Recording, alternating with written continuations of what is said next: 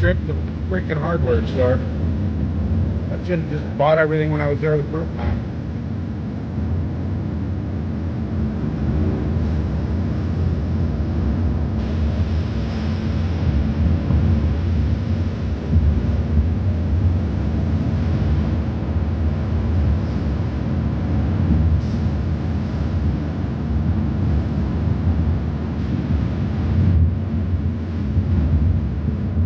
There's a whole bunch of cops out here yesterday yanking people and writing speeding tickets. Speed limit on this road is 55. Average speed's about 85. So there was a whole bunch of cops out here yesterday.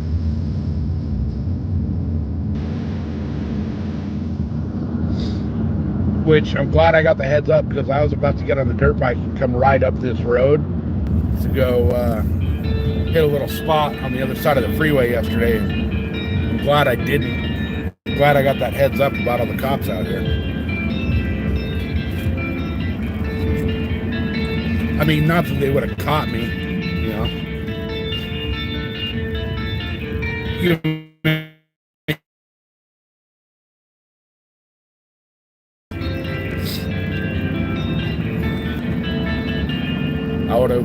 I would have ran 100%. I would have ran, and it's all dirt roads and gnarly trails that can't get down in a regular car. So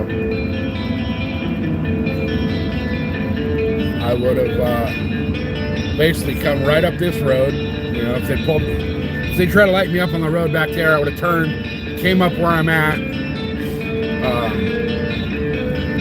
right around this corner here. I could have taken this little offshoot to my left right there, which drops down into the sand wash, and I would have been fucking gone. And I could take that sand wash all the way to my backyard. So there's no way they would ever caught me.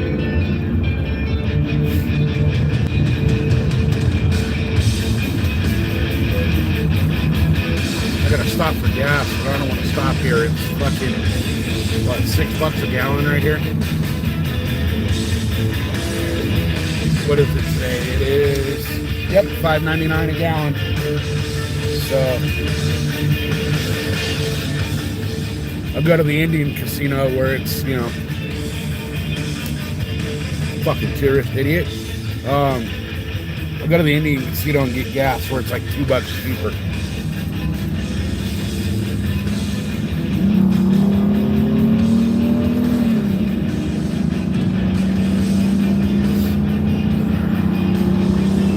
Freaking February 3rd and it's 80 degrees out here. It's gonna be a hot year, I think. Then again though, we're in the middle of the La Nina, so we're not gonna get any rain and it's gonna be hot. People want to blame it on climate change, but the fact of the matter is it's a very predictable weather pattern.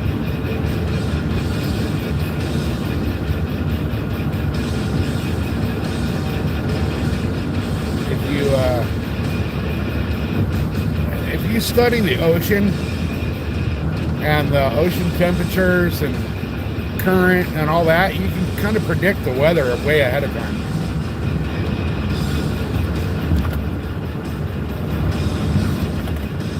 Which I can tell you, like this year, the tuna fishing was decent but not great. So I could have told you just by that we were going to have a dry winter. This summer, the tuna fishing probably won't be that great, but the quality of the fish will be good. We'll have bigger fish coming through.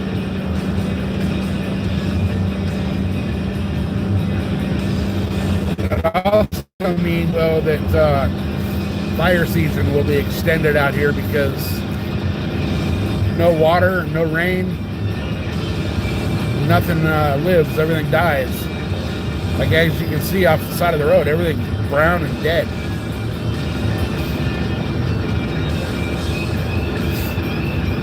But this whole area,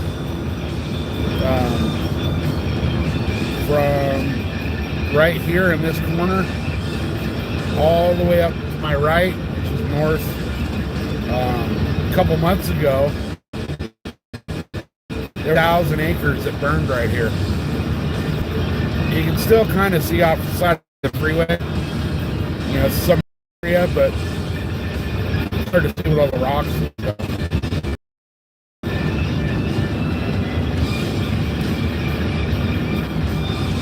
But like right here, like this little hill I'm passing right here, I don't know if it shows on the camera, but it's all burnt on the one side. And then right here along the freeway, it didn't burn.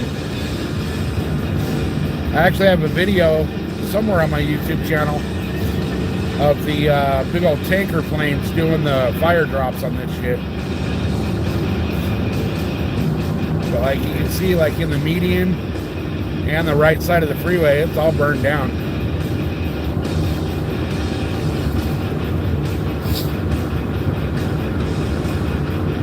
Like this little grove of oak trees right here coming up on the right, they're all burned up. The manzanita all burned up. But that manzanita, now that it burned, the manzanita is going to actually explode with new growth. Manzanita is one of those plants that fire actually helps it revive and reseed and grow even more. But it's also a protected plant out here. If you get caught cutting down manzanita, you're screwed. That's a huge fine.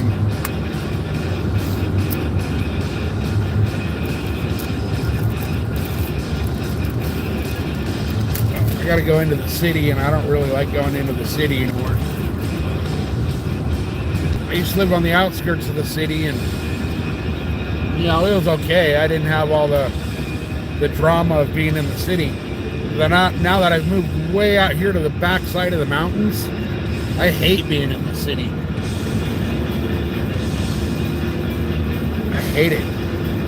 Too many people with attitude, too many people that can't drive. Everybody thinks they're better than everybody else, you know. I don't like it. I don't like being in the city anymore.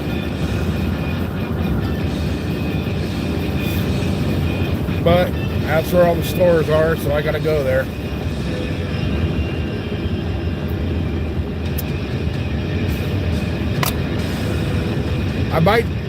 It's gonna be a game time decision, but I might just go to the little lumber yard out here. They should have what I need.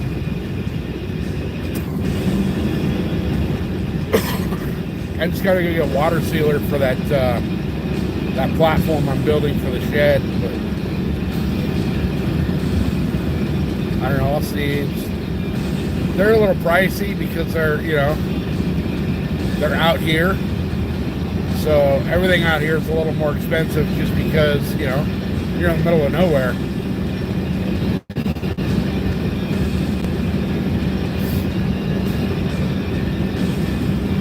I kind of wish the little Indian resort or the Indian casino up here would open a little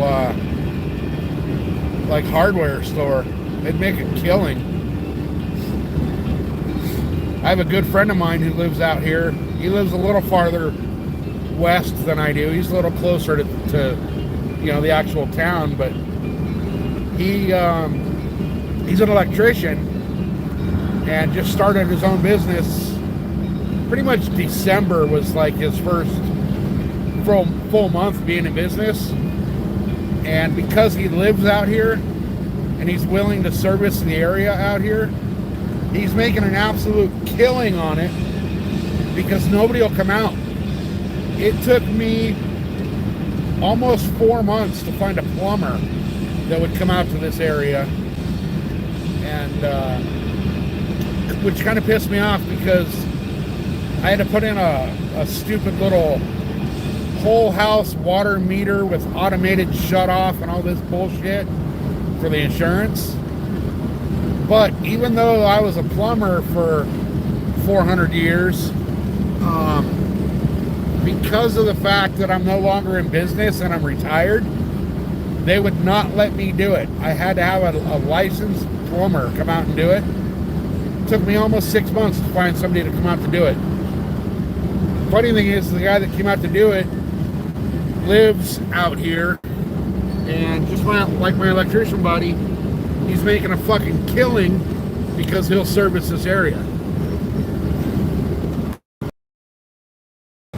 Think about starting up my own business again, and just servicing the outskirts of San Diego instead of doing the actual stuff. I don't know what I would do. I'm sick of the plumbing and the construction stuff. I used to enjoy it. The older I get, the more I hate it. So I don't want to do anything construction related. A lot of people keep telling me I should start up a barbecue joint. But then again, at the same point, like, I really enjoy barbecue and cooking and all that, but I do not want to turn it into work. I know if I opened up a barbecue joint out here, I'd make a freaking killing. But at the same point, it's like, do you really want to turn something you enjoy into work? I sure the hell don't.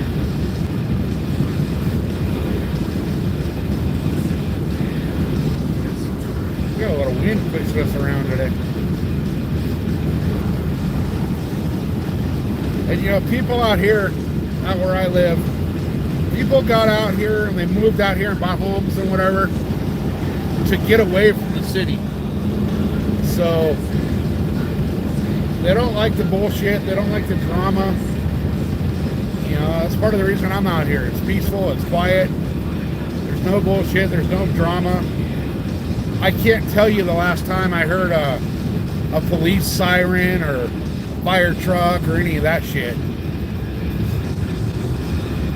Actually, I take that back. CAL Fire has a station right up the street from me, and I did hear their siren yesterday when they were testing it. But that was just their required maintenance and testing, which they'll turn the siren on, make sure it works, and then turn it off.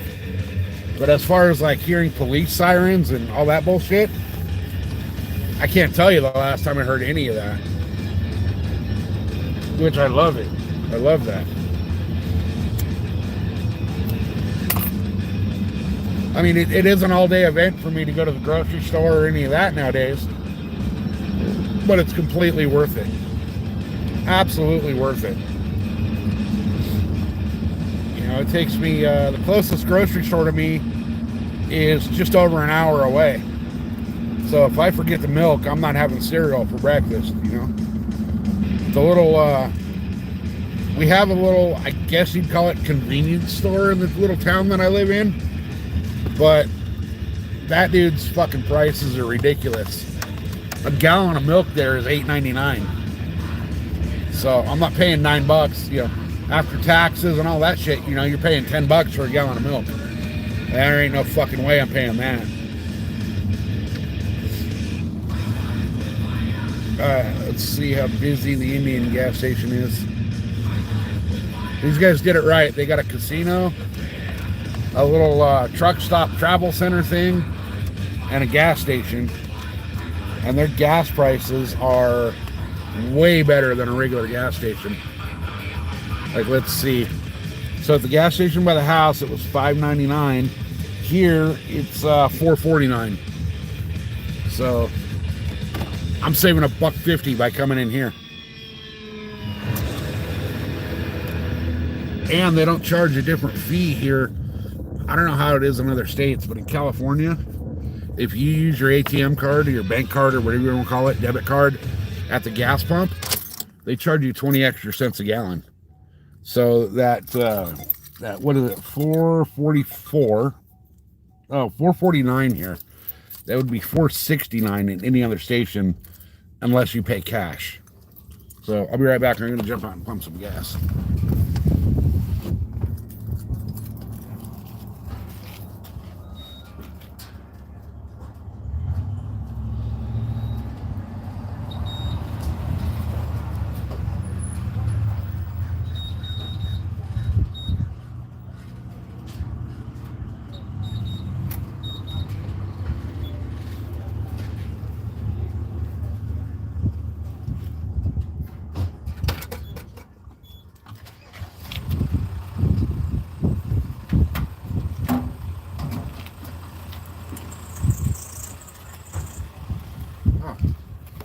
was wrong. The gas pump shows the credit card price on it.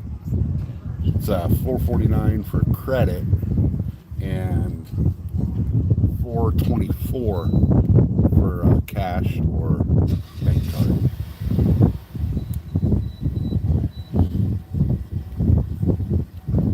I don't know if y'all just saw that girl walk in front of the truck holding her skirt down, but that's definitely one that does not need to be wearing a skirt that short.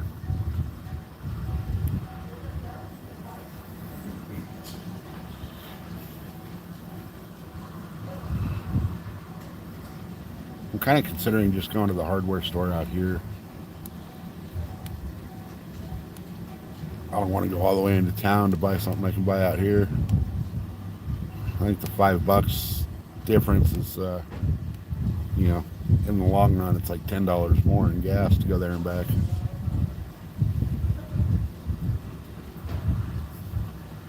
I actually fill the truck. I had a quarter of a tank in my truck. Let's see what it costs to fill this thing here. So far, I'm at 9 gallons. I'm at $45. $43, sorry.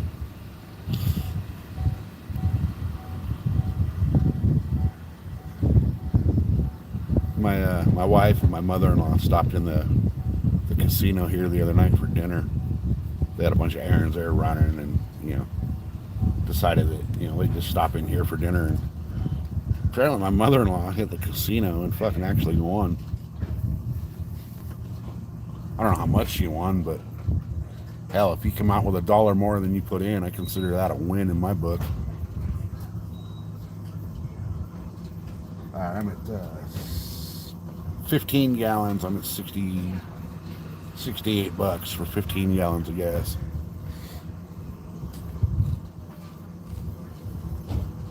Which is kind of making me wonder if their measurements are a little off, because I should not be. I'm already at 18 gallons. I already had a little over a quarter of a tank. 18.882 gallons.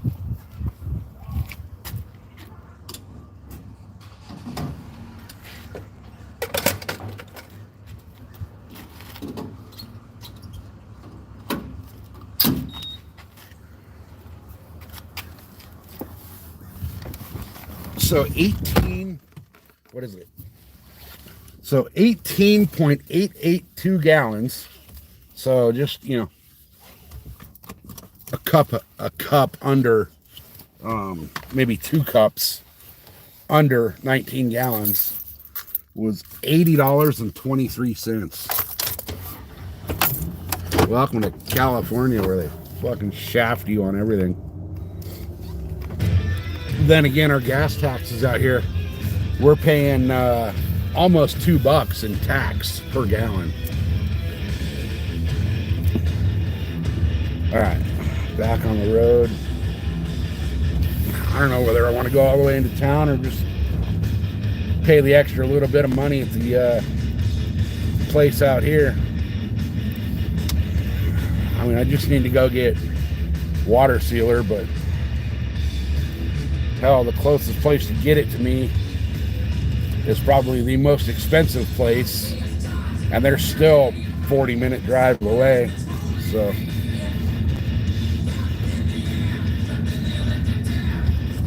but it's a beautiful day out here. It's about 75 degrees, a couple of stupid little clouds in the sky, and perfect temperature, perfect weather. I halfway debated riding the motorcycle to go get all this stuff, but I didn't want to have to throw a bunch of stuff in a backpack and ride home with it. I mean, not that it's a big deal. It's just, it's not comfortable riding a bunch of weight on your back when you're on the dirt bike. Wow. Dirt bike with a license plate, basically. I was supposed to go, I was really wanting to go fishing today. The last couple days out here, it's been yesterday at my house when I was finishing up building that platform for the shed. It was 90 some odd degrees. I think it was like 93 degrees at one point. And the few days before that, it's been, the highs have been in the low 50s. And then tomorrow we got a little storm coming in. So I was thinking, you know, it's hot yesterday, it's hot today. We got a storm front coming in tomorrow. Today would have been a perfect day to go throw some big swim baits for bass. But I have the insurance inspector coming tomorrow, which I thought he was supposed to be here Wednesday, so I gotta go do a bunch of shit to get ready for the insurance man to come look at the house, because, you know, California, it's like pulling teeth. You know, the inspector came out and did all the inspection on the house for the, but apparently the insurance company's got to come out and do their own little, like, and they never did. So, you know, 8-9 months later, now they're coming out. So I got to get, you know, a bunch of shit ready for them, which kind of screwed me over because I really wanted to go fishing today.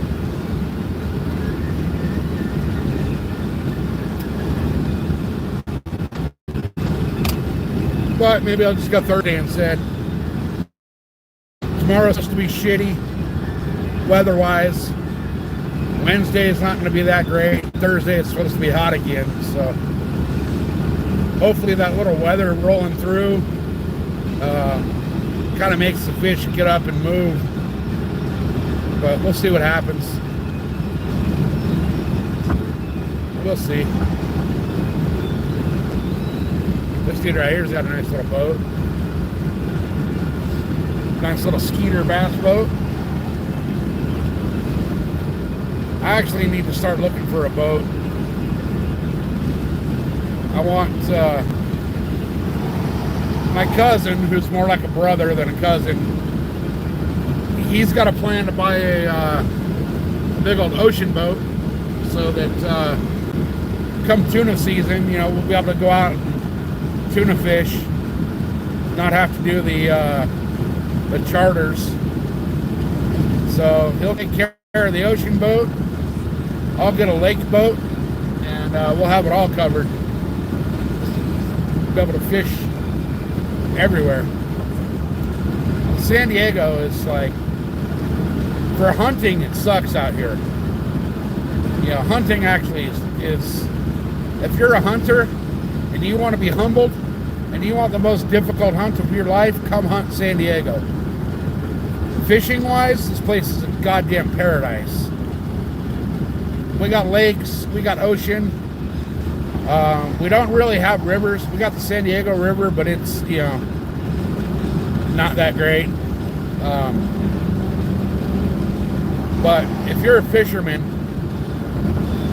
I would highly recommend taking a vacation in, you know, July or August, even September, and rolling out this way to San Diego and doing some fishing.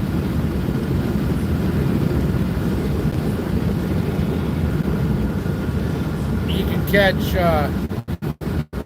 well, so right now the record bass comes out of San Diego. So, you know, freshwater, we got sturgeon, we got trout, we got bass, we got, you know, we don't have muskie or pike or any of that kind of stuff out here. But we got some great freshwater fishing, and the ocean fishing out here is just off the service right now. Stupid ass cell service out here. What I was trying to say is that on any given day during the summer, you can come out here, hop on a boat, and go for what we call the San Diego Slam. That's yellowfin tuna, bluefin tuna, yellowtail, and dorado, or mahi-mahi. You can catch all of those in one day on the same trip. And then, you know, you can get other stuff mixed in too. But San Diego's a mecca for fishing. We got so much just great fishing out here.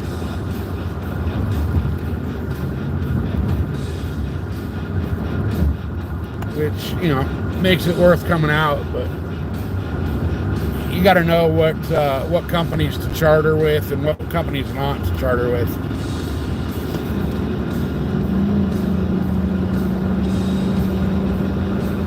There's one car up here holding up traffic. I was going to try to go around, but I got stuck behind a truck now. These people that just sit in the fast lane doing like under the speed limit, they piss me off. They really piss me off. So I decided my exit for the one hardware store is coming up. I'm going to actually run into town and go to the hardware store there. I'll just go to Ace. I know what they got. I know this place over here. You know, it saves me an hour's worth of driving to go to the hardware store out here. But it's a podunk hardware store in the middle of nowhere. The odds of them having what I want is like 60-40. 40% they'll have it. So, but yeah, there's so much just beautiful fishing out here. San Diego's a place that if you ever go out on vacation, don't go to the beach. Our beaches are fucking trash. They're littered with trash. They're littered with bums, drug addicts, crackheads everywhere. You can't go from the parking lot to the sand without 3 people asking you for cigarettes or money. But if you get out, if you look at San Diego on a map, obviously the beach is to the west. But if you go east out of San Diego, we got some stuff out here people would never imagine. Like right now I'm going through the mountains and it's not that great right off the side of the road. But once you get off the freeway a little bit, it gets beautiful. It gets absolutely beautiful out here. You know, we got oak and pine forests out here. We got deer. We got mountain lions. Way too many mountain lions. But, you know, our mountain ranges out here are beautiful.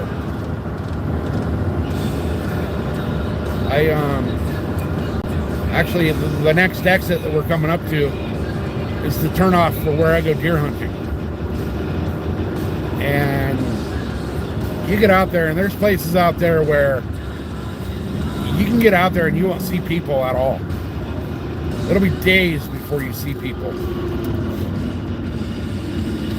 But then again, a lot of these spots too up here is, you know, you try to go out there to hunt, and all you see is mountain bikers and hikers and church groups and Cub Scout troops, you know.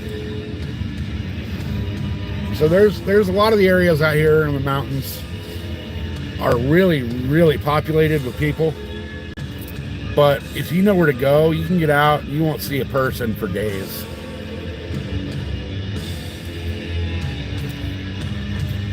So we're about to go through the Border Patrol checkpoint right now. And this dude in front of me has got Mexican license plates, so we'll see how things go. Oh, dude's on the right-hand side. So a little pro tip, if you're ever going through these checkpoints, roll your window down and just be cool to them. They'll be cool to you. But look, they're checking these people's IDs and paperwork and all that because they got Mexican plates. Whereas I took the wrong line, I should have went on the left because they're going quick. Have a good day, man. See, look at that. They didn't even fucking look at my truck or nothing. They looked at the fucking white dude, an old F-150, and I had my window down for him. He just looked at me and waved me right on. But then again, like, these guys are out here every day, and after a while, you start to realize what, you know, they saw me every single day for season coming out here, so they kind of get to know you. Like my wife, you know, They don't even look at her anymore. That she drives through here 4 days a week. So they know the Jeep, they know her, So if you're cool to these checkpoints, they're really cool to you. Once in a while, you'll get a rookie that like wants to see your ID and all that bullshit. And by law, you don't got to show them ID. But that's a whole nother topic. That's a whole constitutional issue. But if they do ask for your ID, you do not have to hand it to them. You just have to present it to them, which means you can pull your driver's license out of your wallet, press it up against the window of your car, and that's sufficient according to the law. So, but I've never had them try to ID me or anything like that. I have had them ask me where I'm going and where I'm coming from. And at that particular checkpoint, every time they ask me where I'm going, my answer is west. That's all I tell them, I'm going west. And when they say, where am I coming from? I tell them I'm coming from the east, which pisses them off. But they have no right to ask you where you're going, where you're coming. It's freedom to travel. They have no right to ask you any of that. Now, you will hurt their ego and they'll pull you into secondary and rip your car apart. But by law, and this applies to any traffic stop or detention or any of that by police, from the minute they pull you over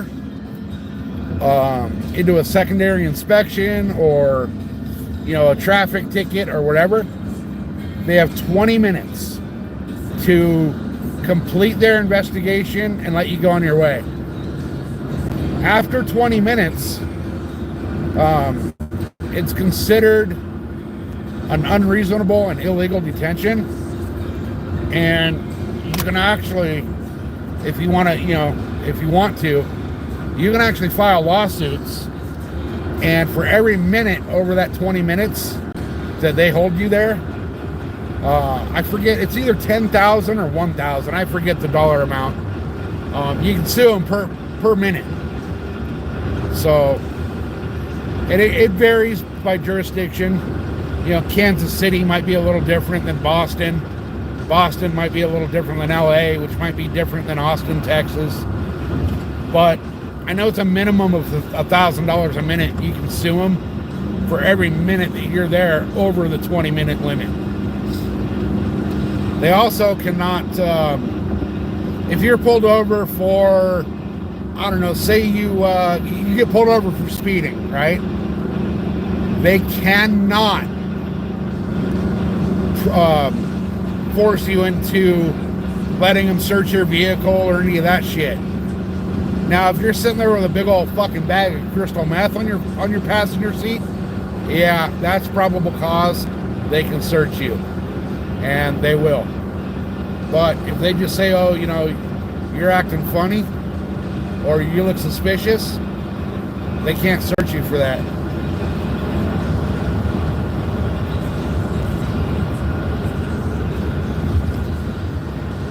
There's a lot of road construction going on here still.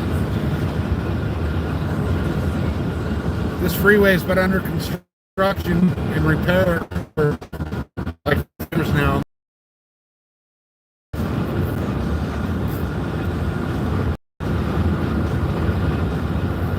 There's a chick broken down on the side of the road on a bike. Odds are she ran out of gas. Normally I'd stop and help people on a bike, because I ride myself. But I'm already going an hour and a half out of my way, and I don't want to deal with other people's bullshit right now. See all this construction right here? This has been there for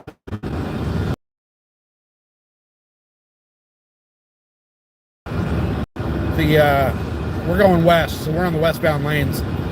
The eastbound lanes for 2 years was down to one lane on the freeway. And during desert season, opening weekend for sand dunes, Glamis and all that, Ocotillo Wells, Halloween weekend is considered like the big opening weekend, and you'll have over 1 million people out of Glamis, and close to that at Ocotillo Wells on Halloween weekend.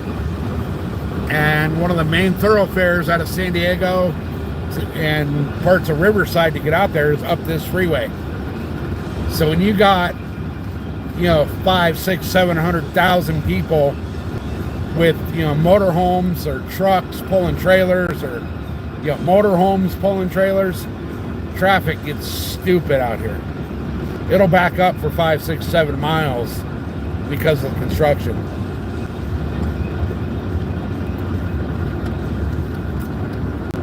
And this section of the freeway out here, when we get the Santa Ana winds, which I'm sure all of you guys all over the country and all over the world in the last few weeks have heard about the Santa Ana winds we get in California, because that's what helped burn down LA. When the Santa Ana winds hit, they'll actually shut this section of the freeway down, because you'll get wind gusts coming out of 100 plus miles an hour, and little seconds like this where there's like, you're protected by the hills on most sides of the freeway. You'll come like the end of this hill I'm coming to, where it's this open little canyon right here, and those Santa Ana winds will hit you at 100 miles an hour. Because of that, they'll shut the freeway down to anything bigger than your average size, like a Ford F-150. Anything bigger than that, you're not making it through. Just because it's a freaking hazard. A couple weeks ago when we had the Santa Ana winds coming through, there was 5 or 6 semis that were flipped over by the wind. So they'll actually shut this all down because of the wind.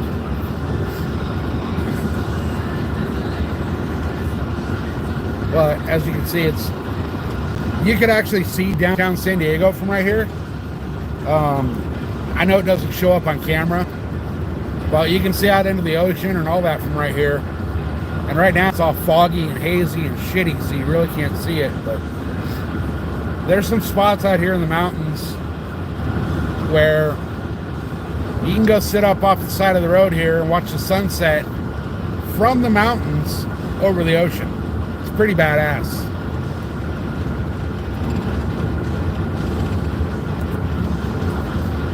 Pretty badass. We're getting into, we're back on another Indian reservation now, which they have another Indian casino. This one has been here, this casino, it's called Viejas. It's been here for, God, as long as I can remember. And they've recently added, basically a resort. They got a giant ass pools. They got hotels. They got I believe they put in a golf course. There's paintball fields. I think they turned the paintball field into the airsoft thing now. What the allowance is here on the Viejas reservation, but I know that the other reservation out here, a little farther down the road, rumor has it that each person that's a tribal member on that reservation gets up to $10,000 a month. Now, all the kids that are under 18, that money goes into a trust or like an account for them. And from what I'm told, the way that account is structured is that at 18, they get X amount, and then at 25, the rest of it's released. Now, if they decide to go into college right out of high school, and they're not 18 yet when they hit college, because depending on when you're born, you can graduate at 17 if you want, if your birthday sits right. But once they hit, basically graduate from high school and they're going to college, the tribe will open up the access to those kids for that account so that their entire college education is paid for. right out of the gate by the casinos, which I think is pretty badass. A lot of them, when I was working at the Indian casino, 25, almost 30 years ago, a lot of the executives and the suits that run the place, they got their degree and came back to work at the casinos. You know, accountants and, you know, whatever it is they do. But all of the bigwigs for those Indian casinos went to college on the casino's dime and got their masters. You know, hell, they'll pay for your PhDs and all that. But they all went through college on the dime of the casino and came back to work for the casino. And not only did they get their tribal allowance still, but they all get their salary for whatever job it is they do. So this part of town that I'm in right now, 15 years ago, was like no man's land. And now it's, you know, basically like the outskirts of town. It's grown up to the point where houses out here that sold 20 years ago for $200,000, $300,000 are now selling for over $1 million. The general, you know, 3-bedroom, 2-bath, cookie cutter tract home, you know, white picket fence house out here is over $1 million. Which is part of the reason I bought my house where it's at. Because right now I'm considered to be out in the middle of fucking nowhere in the sticks. But San Diego cannot grow west, it can't go south, and it can't go north. So the only growth expansion for San Diego is to the west, or excuse me, to the east. Well, I bought out on the east edge, and the more it grows, the more my property value is going up. And in the next few years, my house is going to be worth 3 to 5 times what I paid for it in April. So I'll be able to sell my house, and my plan is to, I'm already retired. The wife is waiting to hit her retirement. She's going to do her 20 with the agency, and then she'll be eligible for her full pension. And the second that she hits her pension date, we're gone. We're getting the fuck out of California. We only have a couple years left for that, and we'll be able to sell our house out here and go buy a goddamn compound in any other state, which is our plan. And then just off of her pension alone, in any other state, we can live like kings. Because as y'all know, California's pensions are ridiculous. And when she was hired into the highest tier offered for pension and benefits and all that.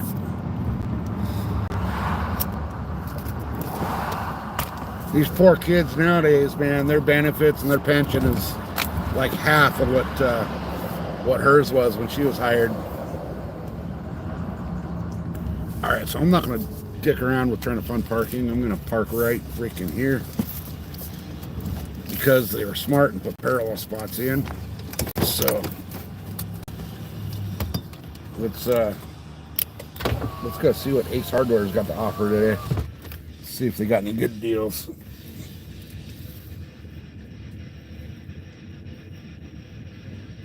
There's all kinds of shit in this little strip mall, and this is, for those of you that have been watching since I started this, you know it's like what, 45 minutes now, 47 minutes.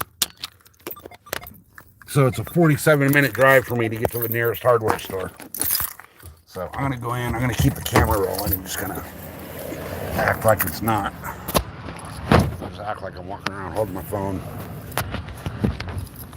So the video's gonna get weird here for a minute, but it's all good. People freak out about being on video, recorded, and all that.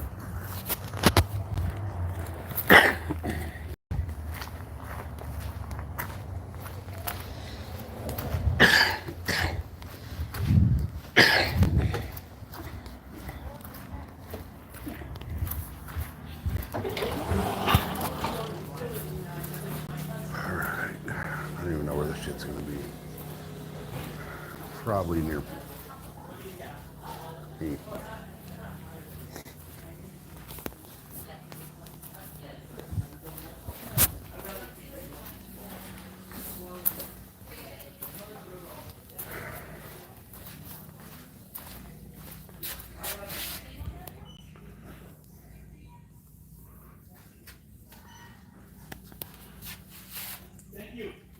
They don't have it.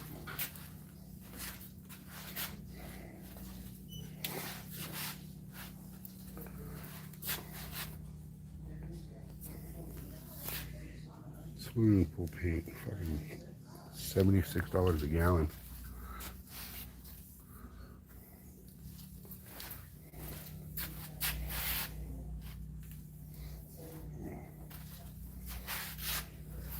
I don't see it.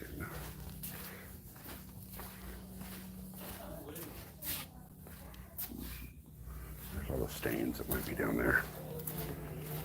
I was surprised we had it.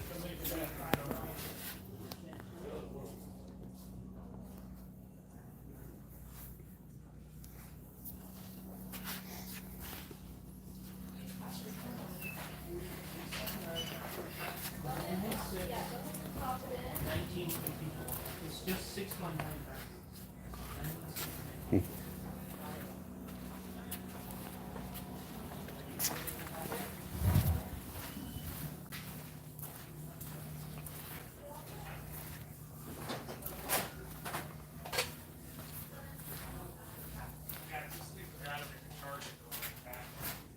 I'll put it up here. I don't see it. If I'd be over in paint. Might have to ask.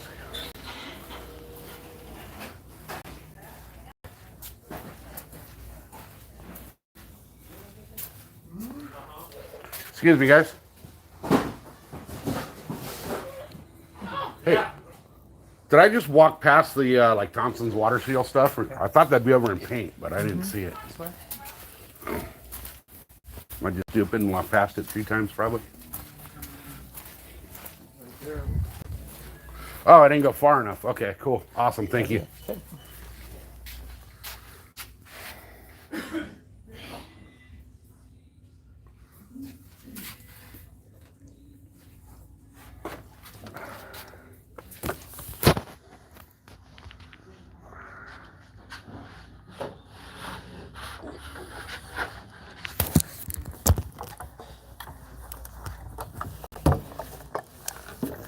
I just didn't go far enough.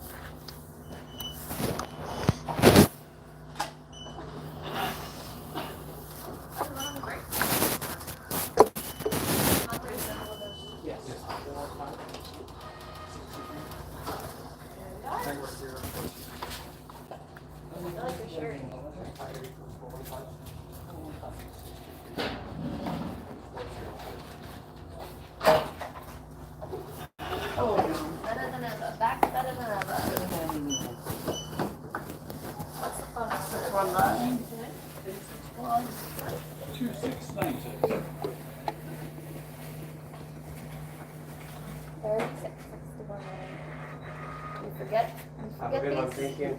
Didn't know I needed him until I called into the house. I probably should have thrown him back before. How you doing? Good, how are you? All right. All right. Yeah, just lived down there.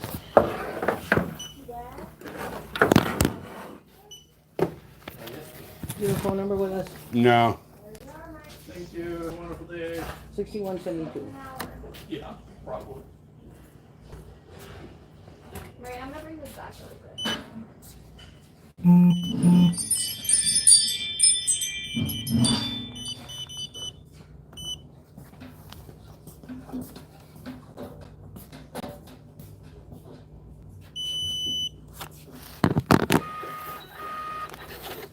Receipt? No, it's not like I can bring it back, right? Have a great day. You too, thank you. Oh, thank you. All right. I like to be seen on a motorcycle.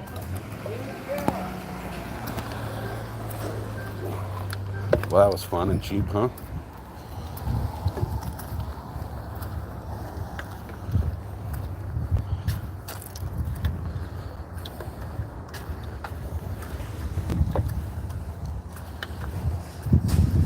All right.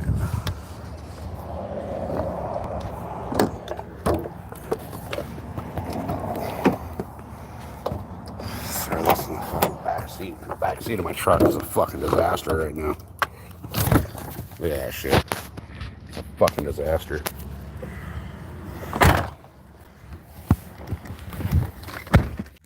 All right.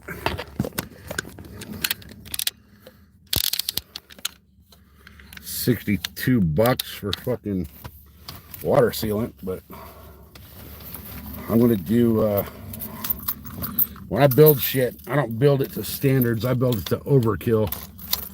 So I'll seal this shit like 3 times. Put that bitch back in. Where's my oh, it's there we go. Plug the thing all the way in. I had to plug my phone back in because live streaming just kills your battery. All right, let's get out of here. Back. Another freaking 45-minute drive home now. Damn, it's hot. It's 81 degrees out here right now.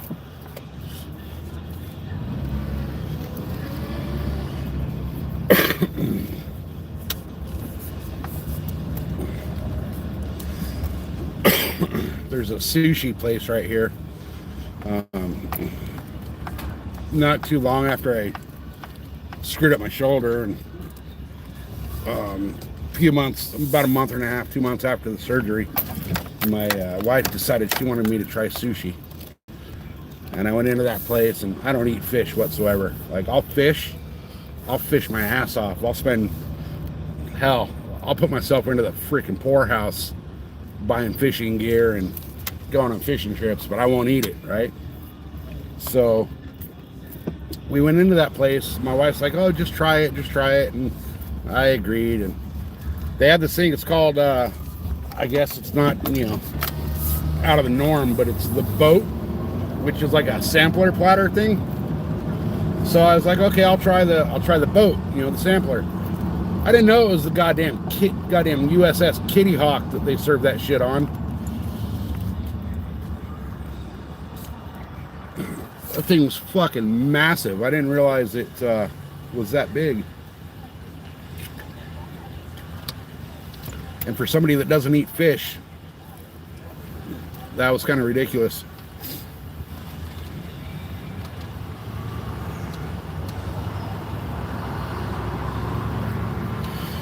I think I might have to get, I'm gonna have to go through the Carl's Jr. drive-thru here real quick.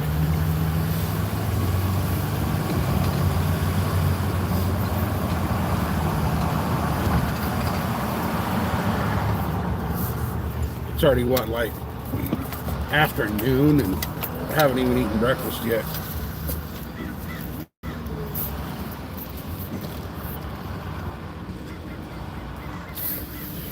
All right.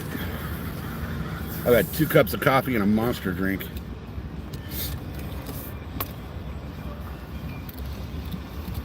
That's probably why I'm getting, starting to feel a little weird.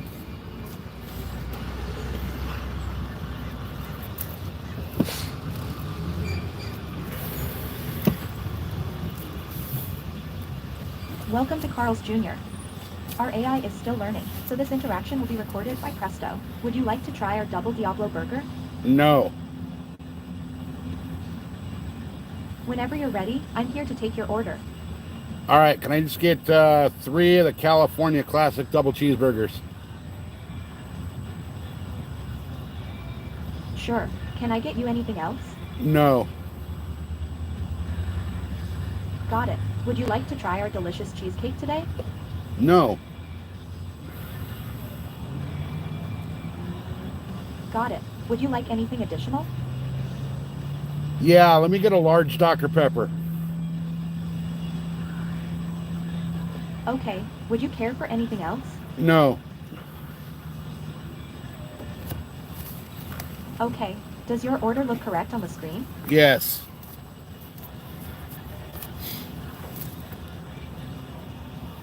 $18.71. Thank you. Please pull forward. Fuck it, $18.71 for 3 double cheeseburgers and a Coke or Dr. Pepper. But that's because these fucking idiots out here make 20 bucks an hour now to work at a damn drive-through. It sounds like a lot of food, 3 double cheeseburgers, but they're fucking tiny.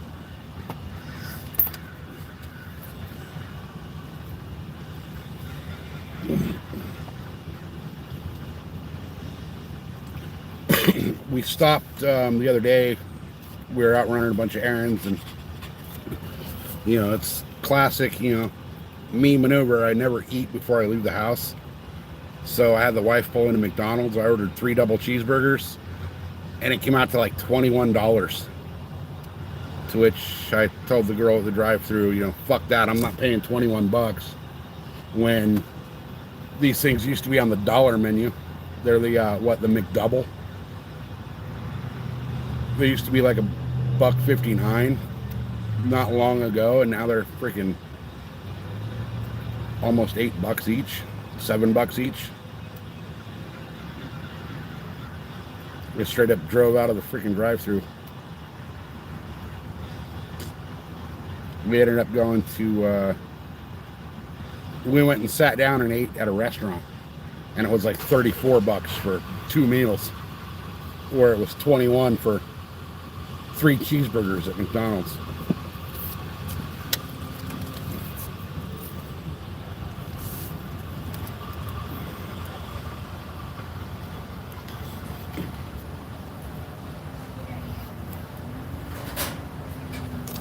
Hello, 1871, please. Thank you.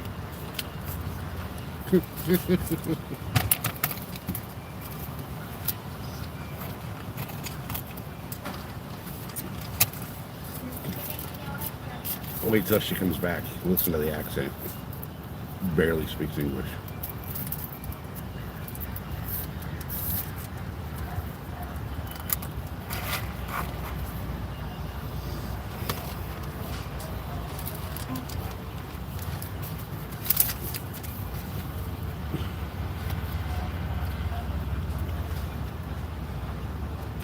Almost 19 bucks for 3 cheeseburgers.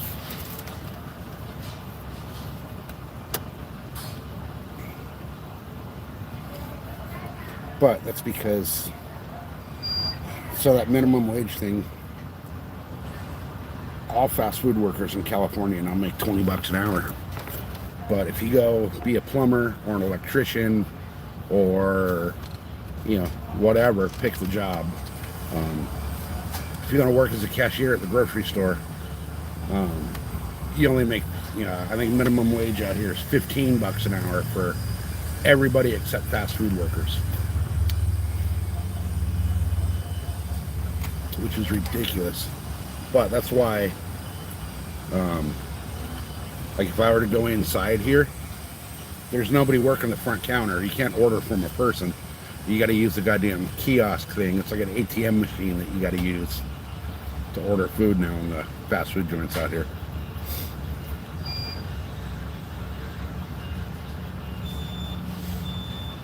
It's absolutely ridiculous.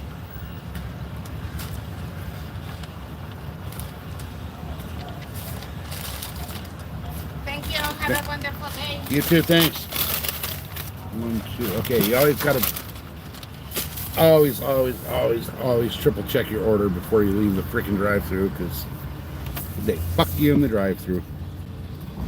I came through here one morning. It was like 3:30 in the morning. This place is open 24 hours.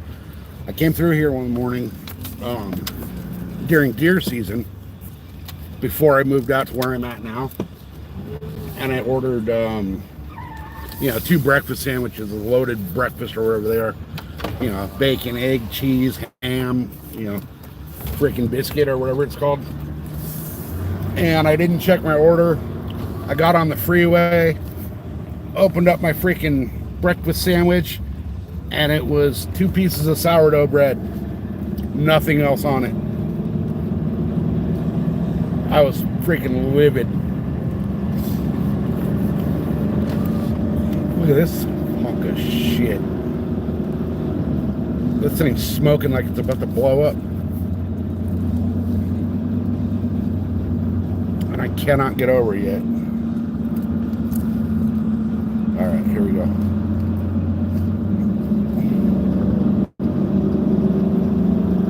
Alright.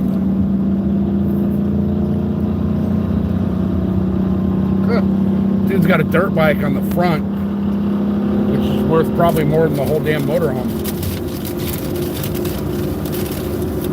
Actually, I know it is. That bike's a $13,000 bike. So, all right.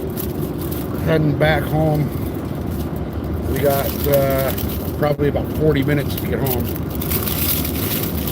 45.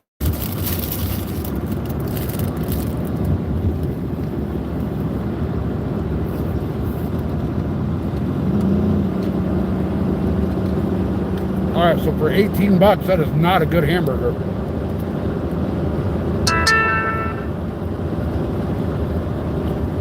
It's actually kind of gross.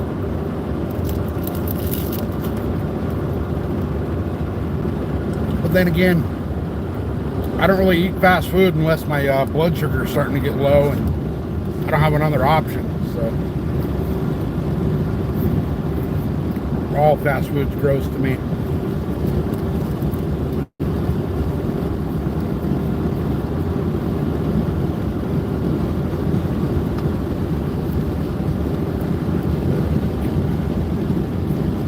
There's a boat right here on the side of the freeway that I really want to buy. It looks like it used to be an old Navy vessel.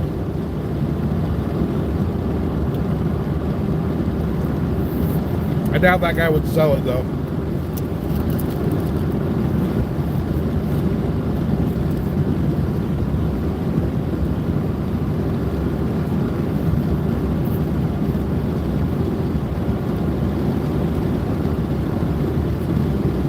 Alright.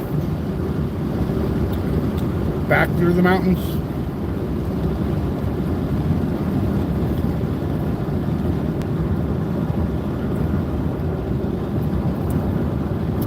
It's kind of a trip how you drive the same exact route in one direction and then you turn around and go the other way and it's a whole different perspective.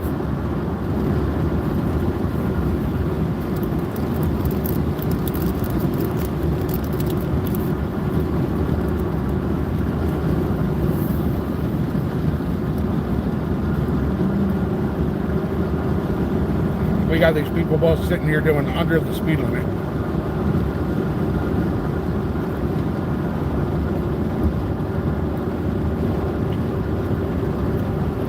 This little blue car in front of me, I highly doubt he even gets out of my way. Oh my God, I was wrong. That does not usually happen out here. People like to sit in the fast lane and just sit there and not move.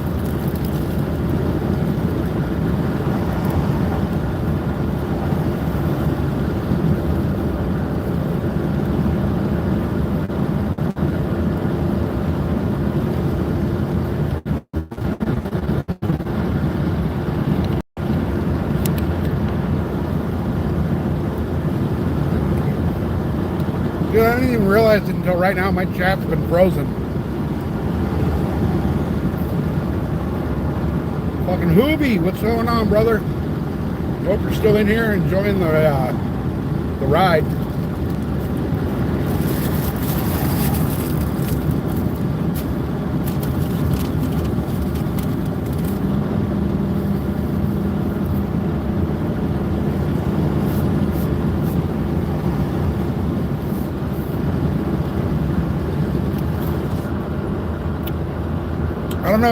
I don't know if you're still here, Hoobie, but you're gonna be proud. I'm ahead of the game on my outdoor this year. I already got some stuff germinated and in solo cups ready to go.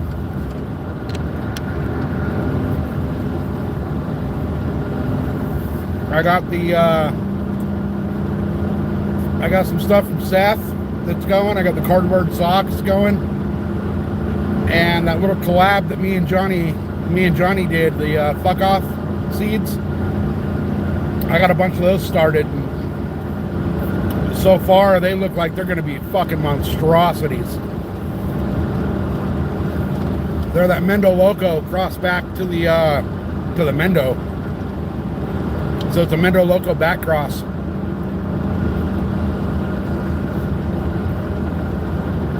If they do anything like the Mendo Loco, I'm in trouble, because they're going to get fucking 25 feet tall and 40 feet wide.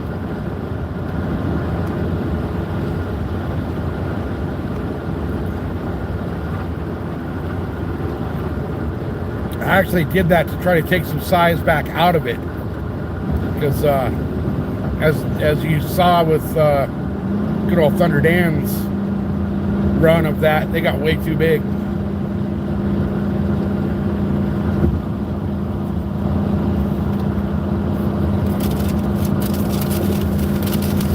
Alright, up one of the mountains of San Diego County.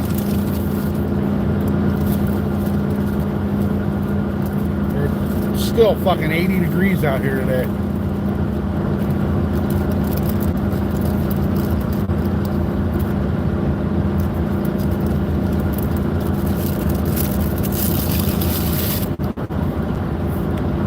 Two days ago, I was out in the backyard building that,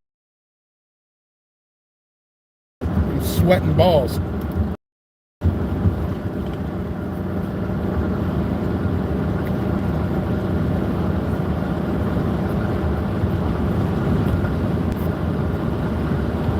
So in a couple minutes here,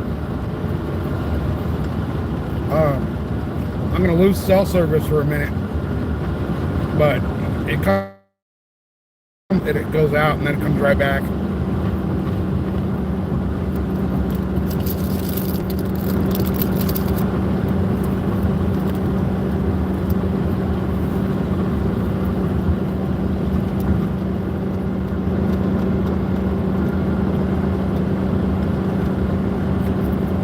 I really got to fix the air conditioner in my truck.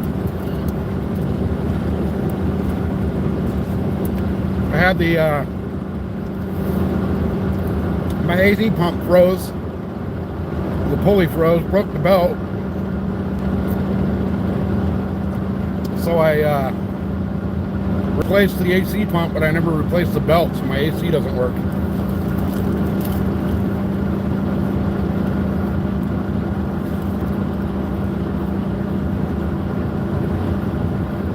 I probably should do that.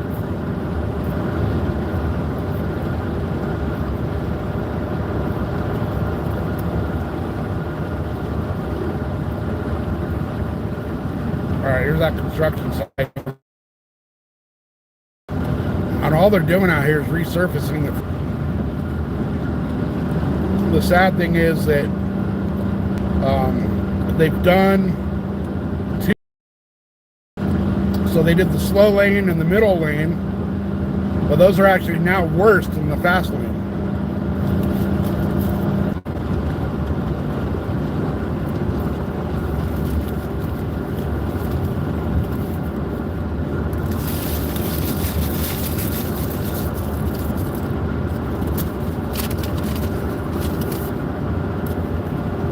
God, those burgers are gross.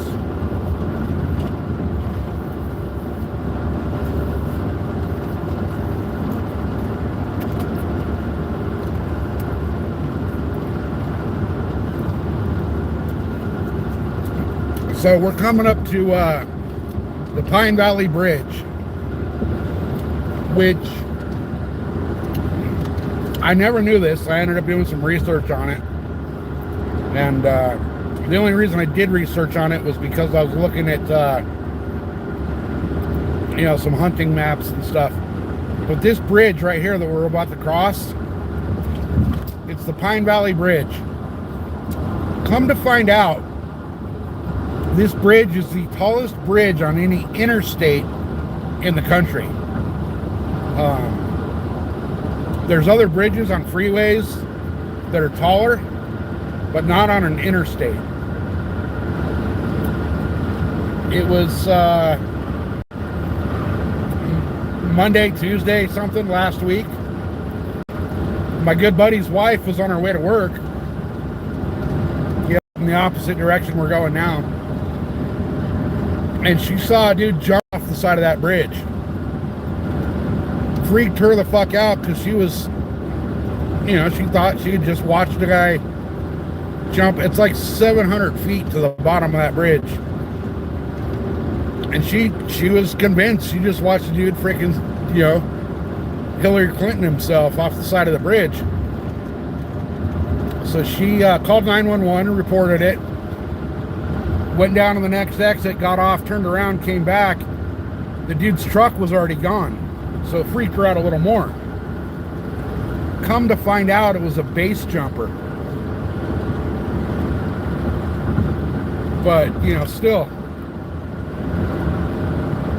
had she not followed up to figure out what happened, the poor girl would have went through life thinking she watched somebody commit suicide.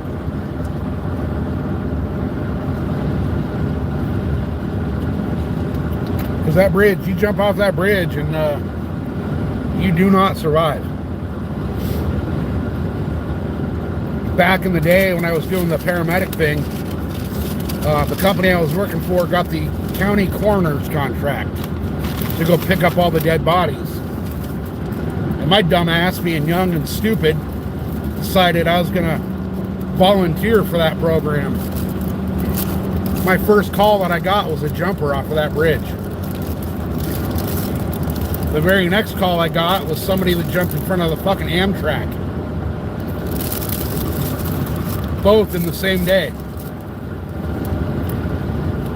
I lasted one day on that job before I quit it.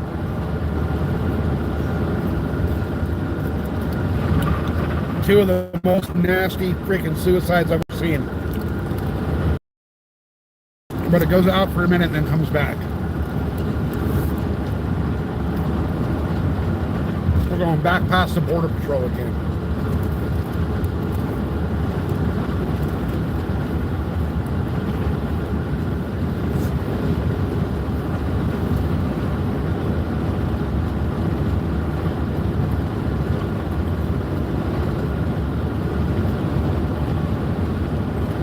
Oh, maybe I won't lose service.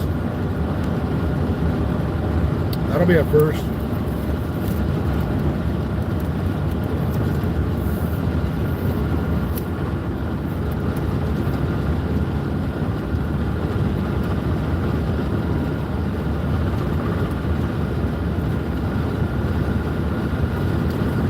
It's just getting hotter and hotter as I go out here. It's now up to 85 degrees.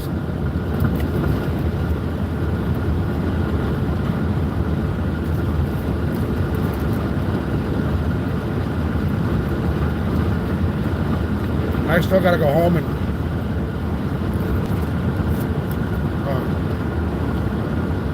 I got a water seal that deck I built.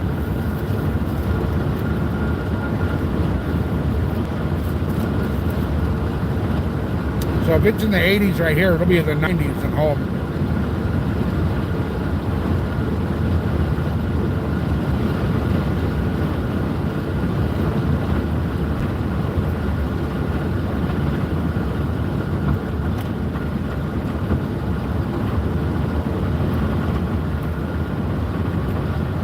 I almost want to go check out the border wall.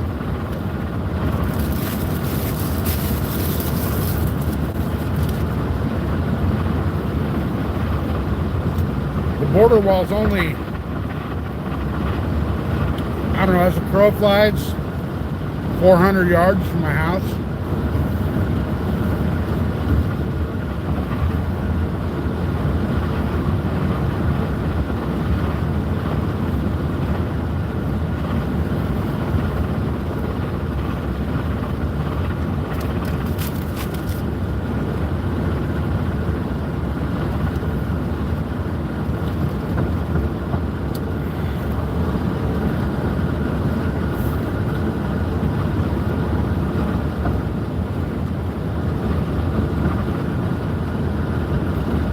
I'll tell you what though, in the last,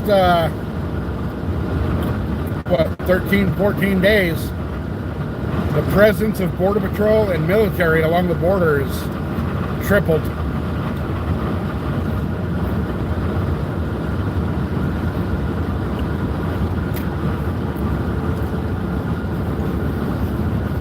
There was a, last week or the week before, there was a cartel shooting like a mile from my house. Look at this dude, he's just sitting here in the fast lane and will not move. And I can't go around him because there's a dump truck in the other lane.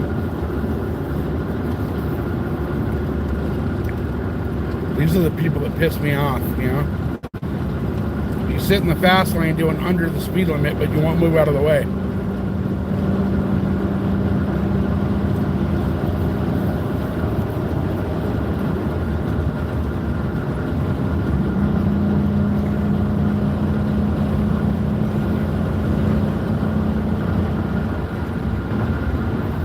Oh, I thought that was highway patrol right there.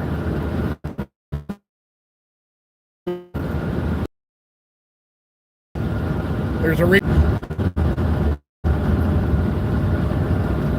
See, I don't know why I lose cell service in these little spots. Like, it seems like wherever there's a cell tower, I lose service real quick. And there's a cell tower like a quarter mile to my left.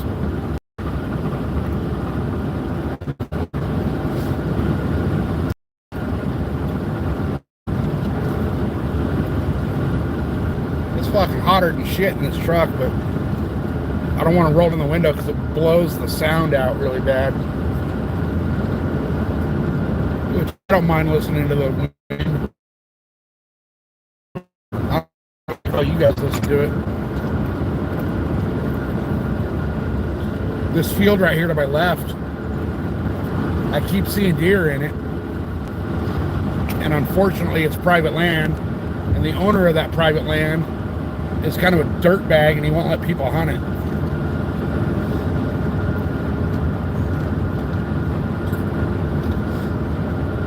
Well, that's all right. There's more places to hunt.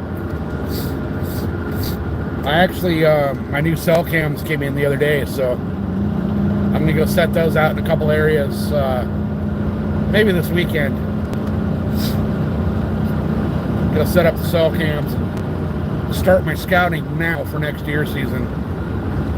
I'm not going to hunt the area that I hunted last year. There's just too much going on up there. Too many people. Too many. I had, there's one little parking area for the hunting zone up there. And at one point last year, there were so many people that parked in there that they double parked and people couldn't get out.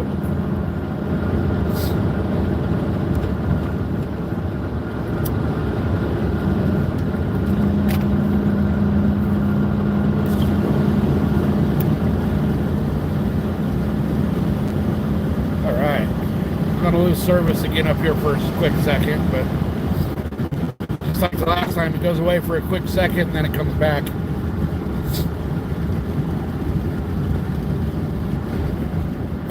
All right, so there's 15 people in here right now. How many of you guys want to see the border wall when I get up there?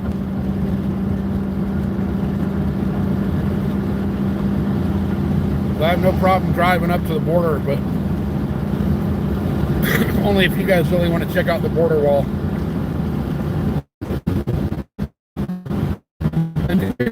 guys, hit that,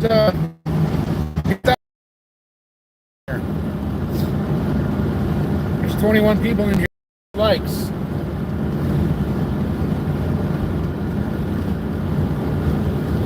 Seth, what's happening, brother?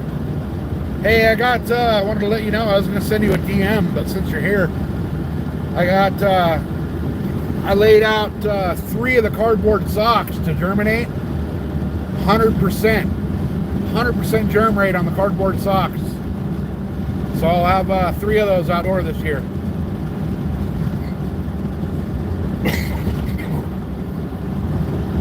And hopefully they're all 3 female.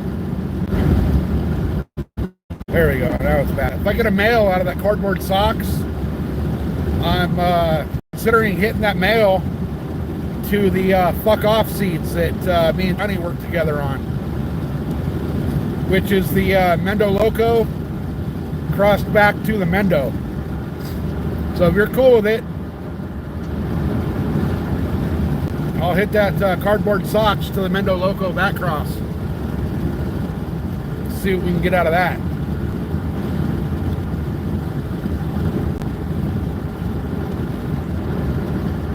That's the only thing I got running right now is the cardboard socks and the golf project that me and Johnny worked on together. I got a couple of Bingus seeds in there, but I don't know if they're gonna how they're gonna pan out. I don't think they're gonna end up germinating. They started, but I think the cold weather killed off the root. Because it dropped down to like the low 30s the other night. So they started popping up. The little seed head broke the ground, but hasn't done anything since then. So, but yeah, if I do get that male out of the cardboard socks, or even out of the fuck off, which is the Mendo Loco, back to the Mendo. If I ended up being able to do a seed run out of that, I will definitely send you a bunch. So, God, this freeway has been down to 1 lane for way too long. Way too long. So, all right, guys, look. There's 35 people in here. Who wants to go check out the border? Maybe talk to the Border Patrol agents.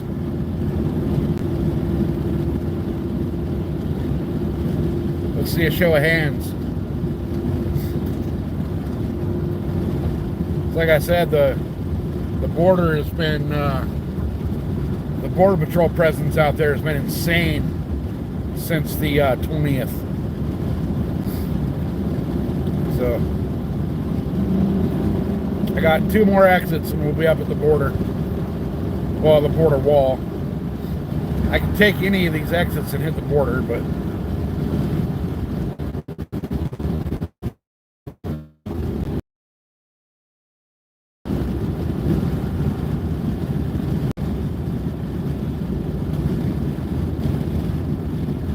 it's amazing how much traffic there is out here for being so far out of town. It's also amazing how these people just sit in the fast lane and don't get out of the way.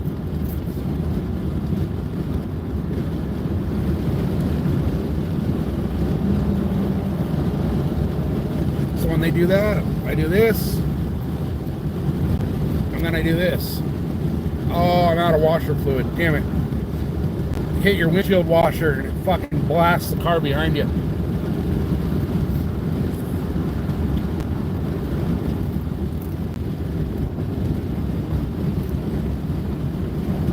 I mean, like this guy in front of me, I get it. He really can't go anywhere. There's a semi to his right, but now he can move over. Like if you just sit in the fast lane doing under the speed limit, or even right at the speed limit, you're an asshole. Especially when you're out here in the middle of nowhere where, you know, the speed limit's 70, but the average speed is, 85, 90 in the fast lane.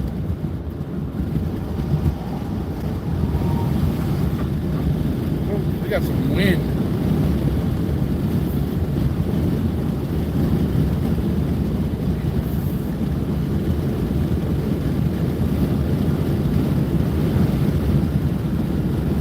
we got all the windmills out here, but the wind blows, they turn them off.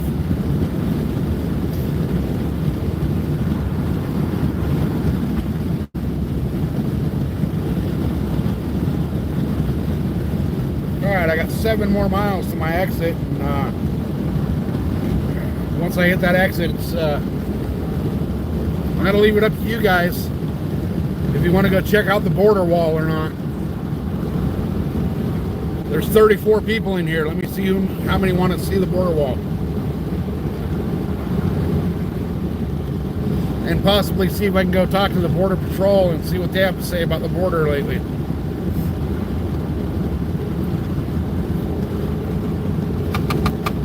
There's one Border Patrol agent out here that I know. A really cool guy. I talked to him for like an hour and a half a couple weeks ago, and if he's out here, he'll gladly tell me what's going on. But I've been noticing that you know, Border Patrol's got their helicopter, which they fly around quite a bit out here. But lately, there's been a shitload of Army helicopters flying back and forth. And it's not like they're going between bases, because there is a couple Army bases out here. You know, San Diego has one, and then there's one out in El Centro, which is kind of out, you know, near like the Salton Sea or Palm Springs kind of place area, a little south of Palm Springs. So, you know, it's not rare to see military aircraft flying between the two bases. But lately, they're just flying along the border, and they got their little section that they fly. You know, they fly from one end of their section to the other and turn around and go back. And all day long, the Army has been flying over the border.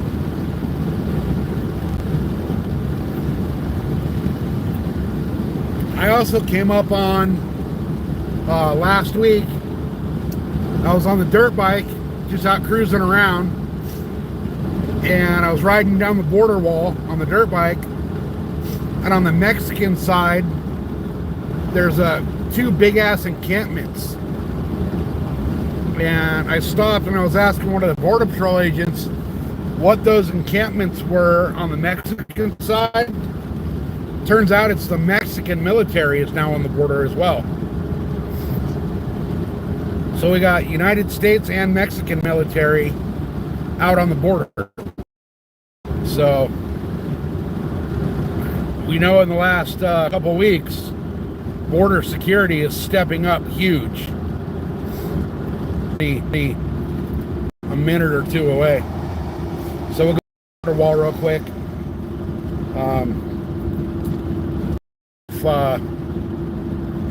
See if we can talk to some Border Patrol.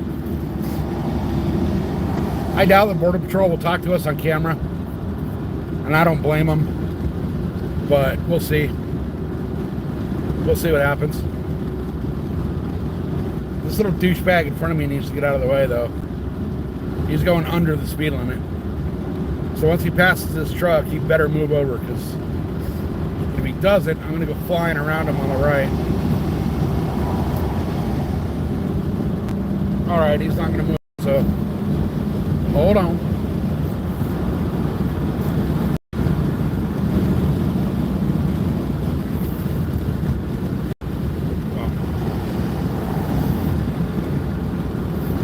See, if you're in the fast lane, do the speed limit. Don't just sit there in the fast lane and not move over for people. That just turns you into the asshole. And actually, according to Highway Patrol, you can actually be pulled over and given a ticket for sitting in the fast lane impeding traffic.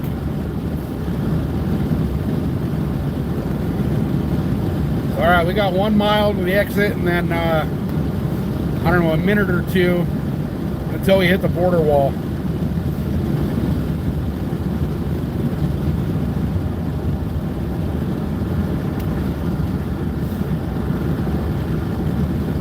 Then this, I'll show you guys on camera. Every time I go through here on a live stream, I try to get it on camera, but the the gas station here at this exit has a freaking Vietnam era helicopter on the roof, which probably explains why gas is $6.90 or $5.99 a gallon here. I'll try to make the corner kind of slow so you can see the helicopter up on the roof, but right when I turn here at the end of the off-ramp, you'll be able to see it. Actually, at night, it looks bitchin'. He's got some, like, green LED light in there. Let's see. Yeah, see, check that out. Is that badass or what? Helicopter on the roof. But gas is $5.99. Well, basically $6 because, you know, $5.99 and 9/10 of a cent. But all right, so now that we're off the freeway, we're almost at the border. You can see the border wall right now, but I don't know if you can see it on the camera or not. I'm looking straight at it. But this road's worse than a dirt road. They need to repave it.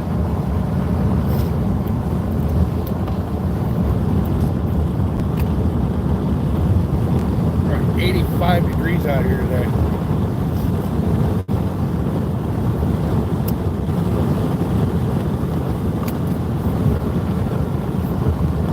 I was considering going up a little east of where I'm at and driving the whole border, but the road, that hill right in front of us, the border road goes up over that, but it's damn near vertical in a couple of spots. I don't even know how they poured the concrete there. But I've done it on the dirt bike. I won't do it in the truck. There's no way I'll do it in the truck. I'd have to hit the bottom of the hill doing like 85 to be able to make it up over that hill. So what we'll do here is the border is straight in front of us. You can see, I can see, I don't know if you can see it on camera. Way out there now, you probably can't see it. But there is Border Patrol driving that road right now. So I'll go over here. There's a little offshoot road that goes to the border. I'll go hit that. I'll see if I can find a Border Patrol agent that's willing to talk. So we'll be, I'm going to take the first little road that comes off and then hit the border wall. And we'll kind of drive down the border wall a little bit so you guys can kind of see what it's all about, see what it looks like. It is a big wall. It's not a beautiful wall, but it's there and it works.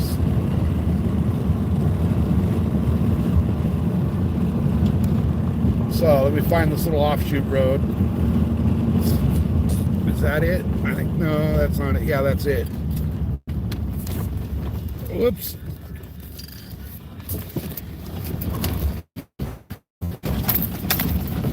All right.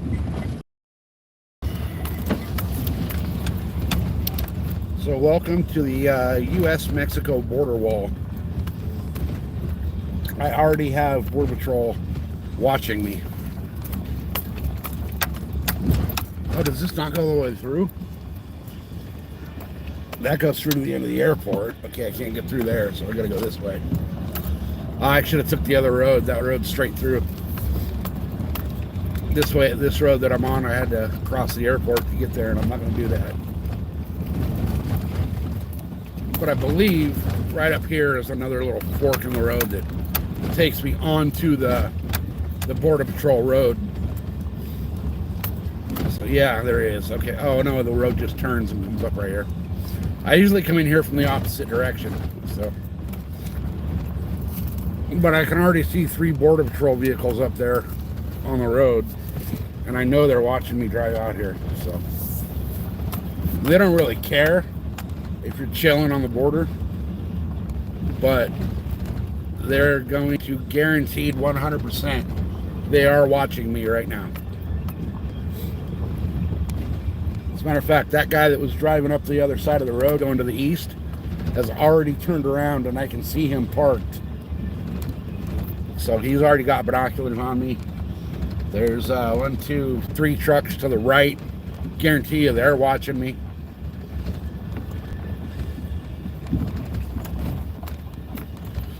So here it is. Here's the border.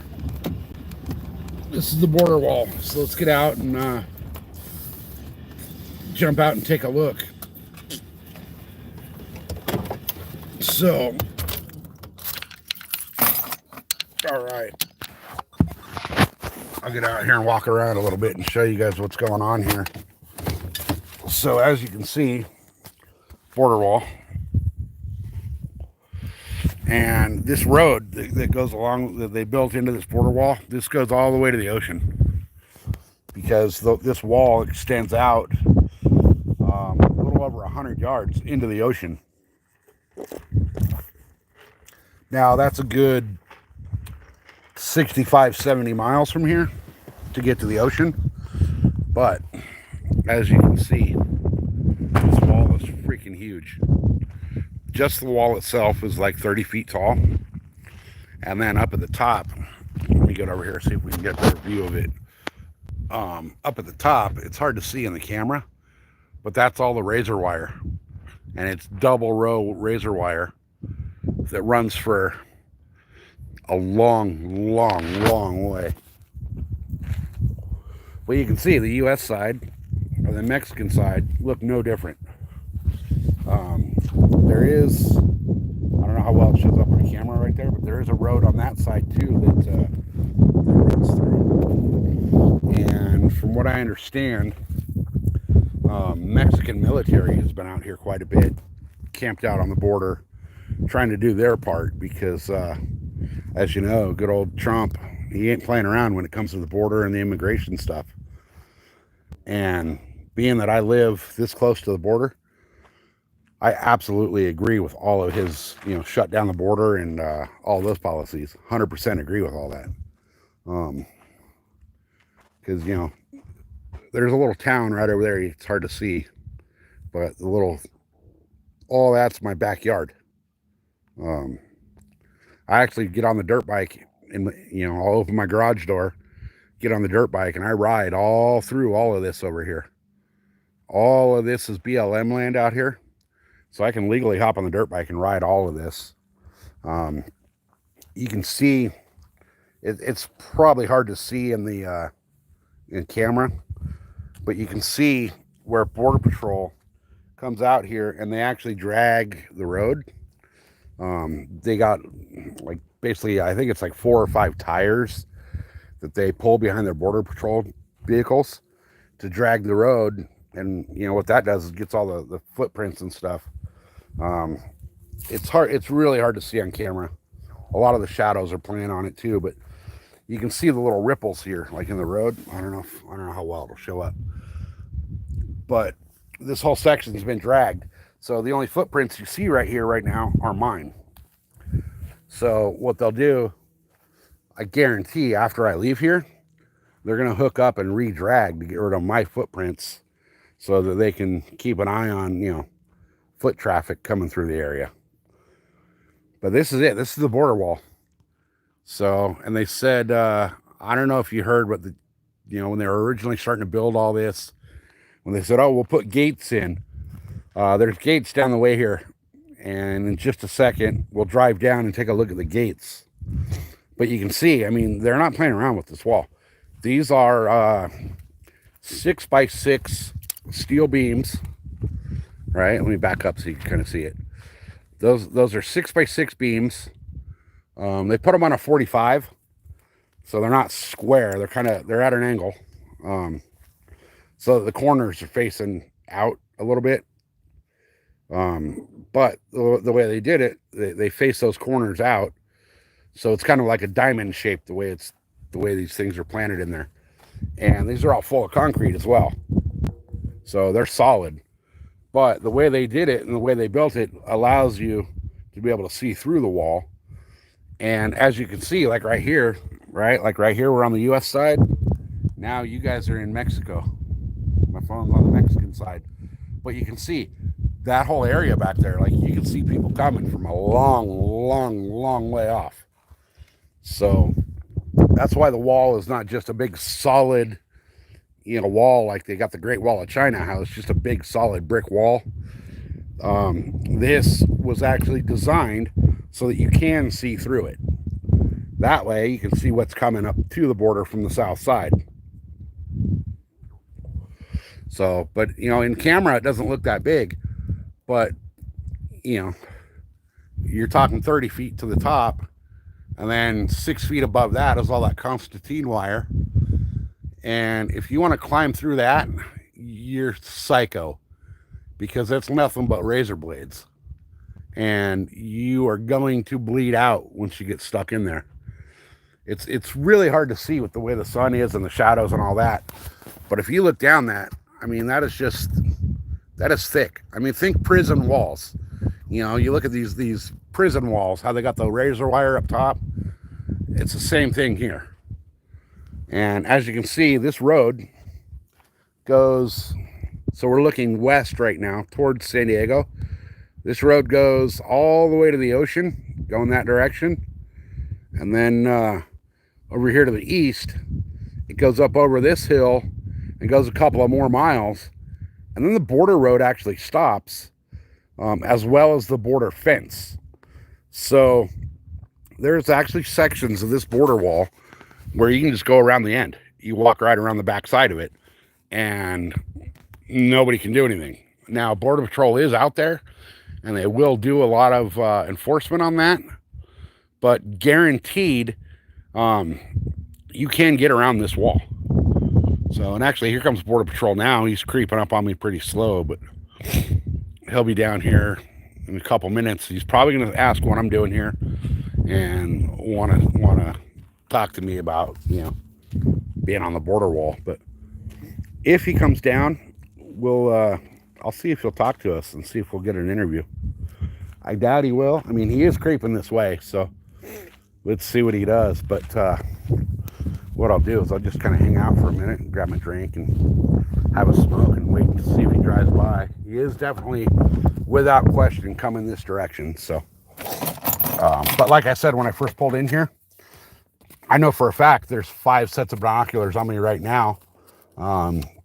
And there is this hilltop up here. So you can see that hill right there. Up on top of that hill is a military outpost. And that's part of the military that is working the border sector. So I'm going to set the phone down for a quick second. But here comes Border Patrol. Let's see what they have to say. So, but that goes that way. You can take this road all the way to the ocean, and then going that way, like I said, it stops, and you can actually basically walk right around the end of the wall. As we see, there's Border Patrol right there, just cruising by, doing his thing. They just all day they drive back and forth between their little outposts and check the wall. It looks like there's some construction.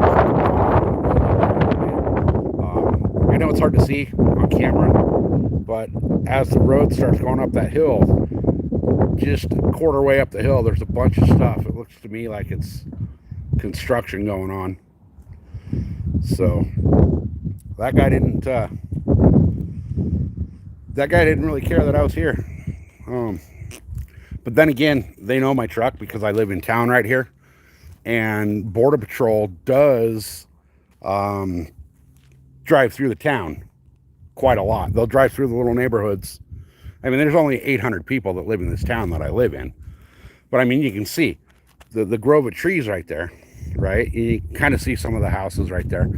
That's the town, and this is the border. So when I say I live on the border, I mean I live on the border.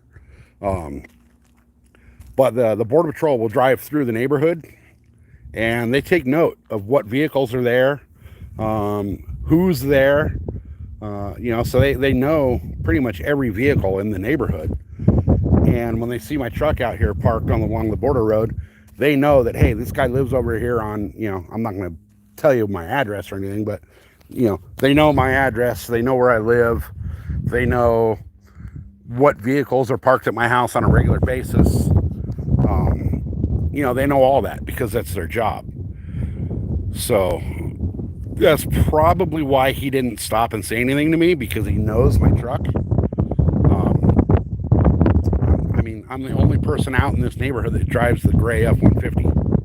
So it's obvious, you know, and he knows where I'm at. He knows where I'm from. And most of the Border Patrol agents out here, I know who they are. I don't know them by name, but I know that, like this guy driving by, I know that I've seen him many a times. He knows he's seen me, so he didn't stop and you know, bother me. Now, if one of you came out here with your vehicle and it has out-of-state plates, or even, you know, California plates, and it's a vehicle that they do not recognize from the neighborhoods out here, 100% they're going to stop and question you. And all justifiably, because like I said, you know, the border has been just a nightmare for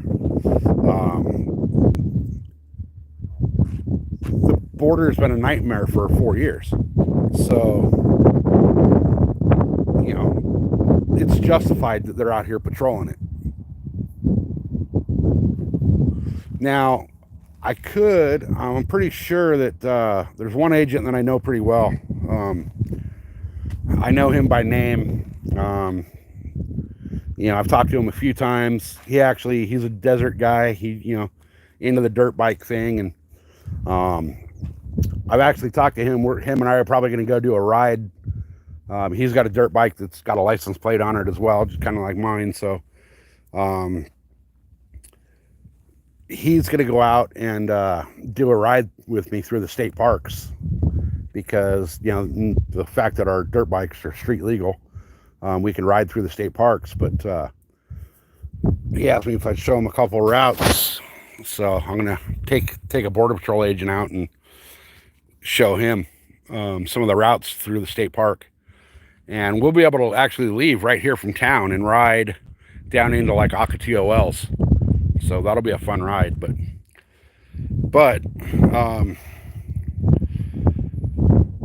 this is it. This is the border wall. This is the Trump wall. And like I said, this extends all the way about 100 yards into the ocean. So if you look up, it's called Imperial Beach, which is basically the little beach town that borders San Diego and Tijuana. And if you go on Google Earth or, you know, whatever, you can, you know, type in Imperial Beach and you'll be able to see where the border wall goes into the ocean. There's been a couple people that have gone out on both sides of the border and interviewed people on the beach, asking them, you know, why don't you just swim around the end of the wall? One of the things that they'll tell you every time is that the current right there, and it's just a natural phenomenon the way the current works, but the current right there is so strong that even though you only got to swim 100 yards out and 100 yards back to get around the end of the wall, the current is such a strong current right there that it makes it extremely dangerous to try to swim around that wall. Now, out here, you know, you can try to climb it, but then you're climbing through the razor wire. And then if you go to the end, and I'm not going to drive up over that hill up there in my truck just because it's, I don't know how well it shows on camera, but that road is damn near vertical. I rode up over it on the dirt bike, and coming down the other side, I actually had to lean back so I didn't go flying over the handlebars. I've been on some gnarly hill climbs on that dirt bike. That one right there was probably one of the steepest I've ever been up. So, but this road that we're on goes about 2 miles past that hill, and then it stops at another hill. And where the border road stops, so does the wall. At the end of the border wall, they've got barbed wire for about 50 feet, and that's it. So you can technically, if you wanted to, you go through, I'll see if we can really get it on camera. This mountain right back there, all the way up to the border. So basically all you gotta do is walk that ridge top up there, where the windmills and all that are up there, and you can just walk straight over the border and nobody can stop you. Now, they do have Border Patrol out there, and like I said, there's Border Patrol all over this place. I'm kind of surprised that guy didn't stop and ask me what I'm doing, but I'm pretty sure that the fact that he recognized my truck is why he didn't stop. I think if I would have drove, any other vehicle out here that's not normally parked at my house, he would have 100% stopped and asked me what I was doing. And right when I told him, hey, I'm just, on YouTube showing people the border wall, he would have been like, cool, great, have a nice day. But they don't play around out here. They do not play around. If you're out here doing something stupid, they're going to stop you. They're going to question you. I was on the dirt bike last week and I did get stopped. And they asked me what I was doing because I was down that way where the wall ends. And they stopped me down by the end of the wall and asked, what I was doing, where I was coming from, had I been into Mexico, any of that. Thankfully, I didn't ride into Mexico because technically they could have arrested me for illegal re-entry. Not that they would, knowing that I'm an American citizen and I'm just some dumbass out here on a dirt bike going around the wall to ride into Mexico. They won't. However, Mexico will. If you travel into Mexico, you have to get a tourist visa, which is different than your passport. It's, obviously you have to have your passport to travel international. The tourist visa in Mexico is basically like it's a ticket to enter. You have to go through I think it's the Mexican consulate that you have to go through. I always do it. There's an online service where you just pay the fee. They print out your little, boarding pass kind of thing, and you can cross into Mexico. However, that is only valid for 6 months on that tourist visa. If I were to go down to, say, Cabo San Lucas, and I was in Cabo San Lucas for 6 months and 1 day, the Mexican authorities can actually arrest me and hold me for overstaying my visa. So now, even though that tourist visa, it's called the FFM visa, even though that is good for 6 months, if I were to go down, say I went down to Tijuana, I got down to Tijuana, I was there for an hour, realized, oh shit, I didn't lock my car, I got to run back up to the parking lot and lock my car. Well, now my visa's expired because I've already left Mexico. You cannot go back into Mexico once you've come back over the border on that same visa. That includes fishing. If you're, San Diego's well known for its charter fishing, tuna and, whatever. Even to get on those fishing boats, you have to pay for that tourist visa. You're not going to set foot on land, but anything within 12 miles of the coast, you have to have that visa and the Mexican fishing permit. Well, say you go down and you're fishing off the coast of Tijuana and you run out of bait, so you come back up and you get more bait. Well, now your visa's void. Even though you bought it that day, it's void.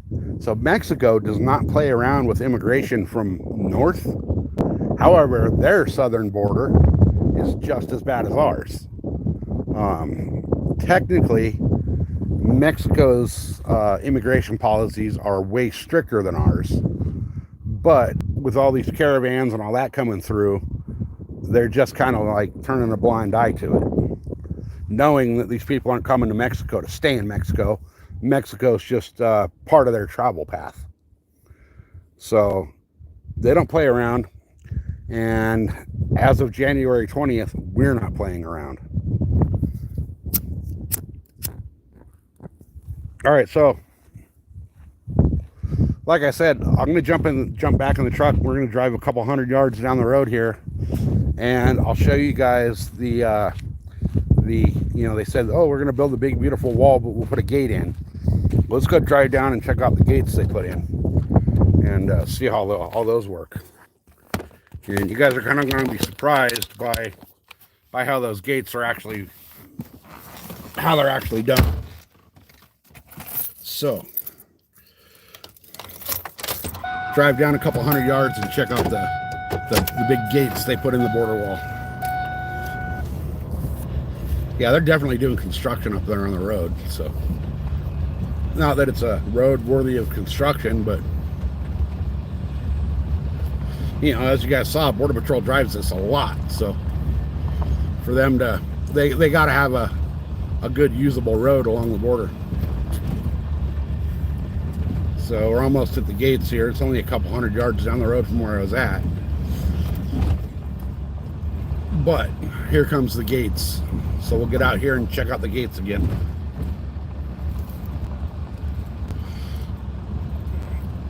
And again, the Constantine wire down here is just insane. All right, let me pull off to where I'm out of the way if they come back through. So that Border Patrol guy, I don't know if you guys can see it in the camera. Probably, no, you really can't. But right there, that's where they're doing construction. And Border Patrol went up there and turned around, and he's sitting on the hill up there watching me. So,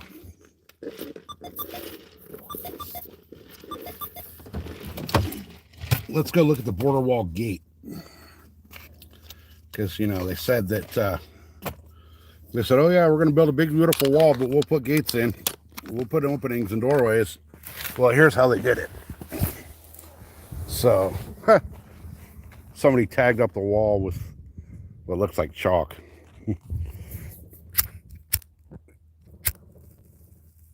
That all wasn't there last time I was here, which was just the other day. But look at the trash. I mean, people just dump trash out here. That was nice plywood at one point. So here's the gates. This is the gates in the border wall. Now this is all concrete.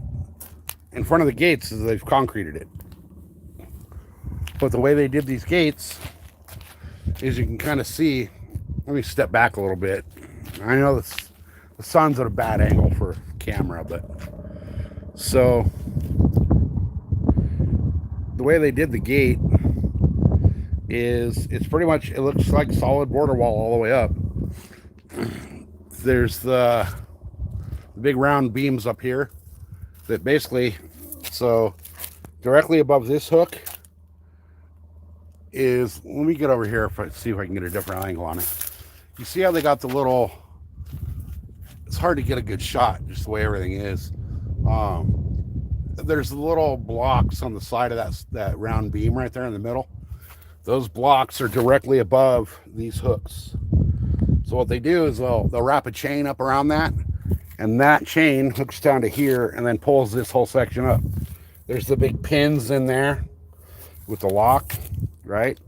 But now that section only opens, you can see right here how it's a split section, right? This part here doesn't move. This bottom part does not move on the back. So that wall, you know, when that gate opens, it's only, let's see, it's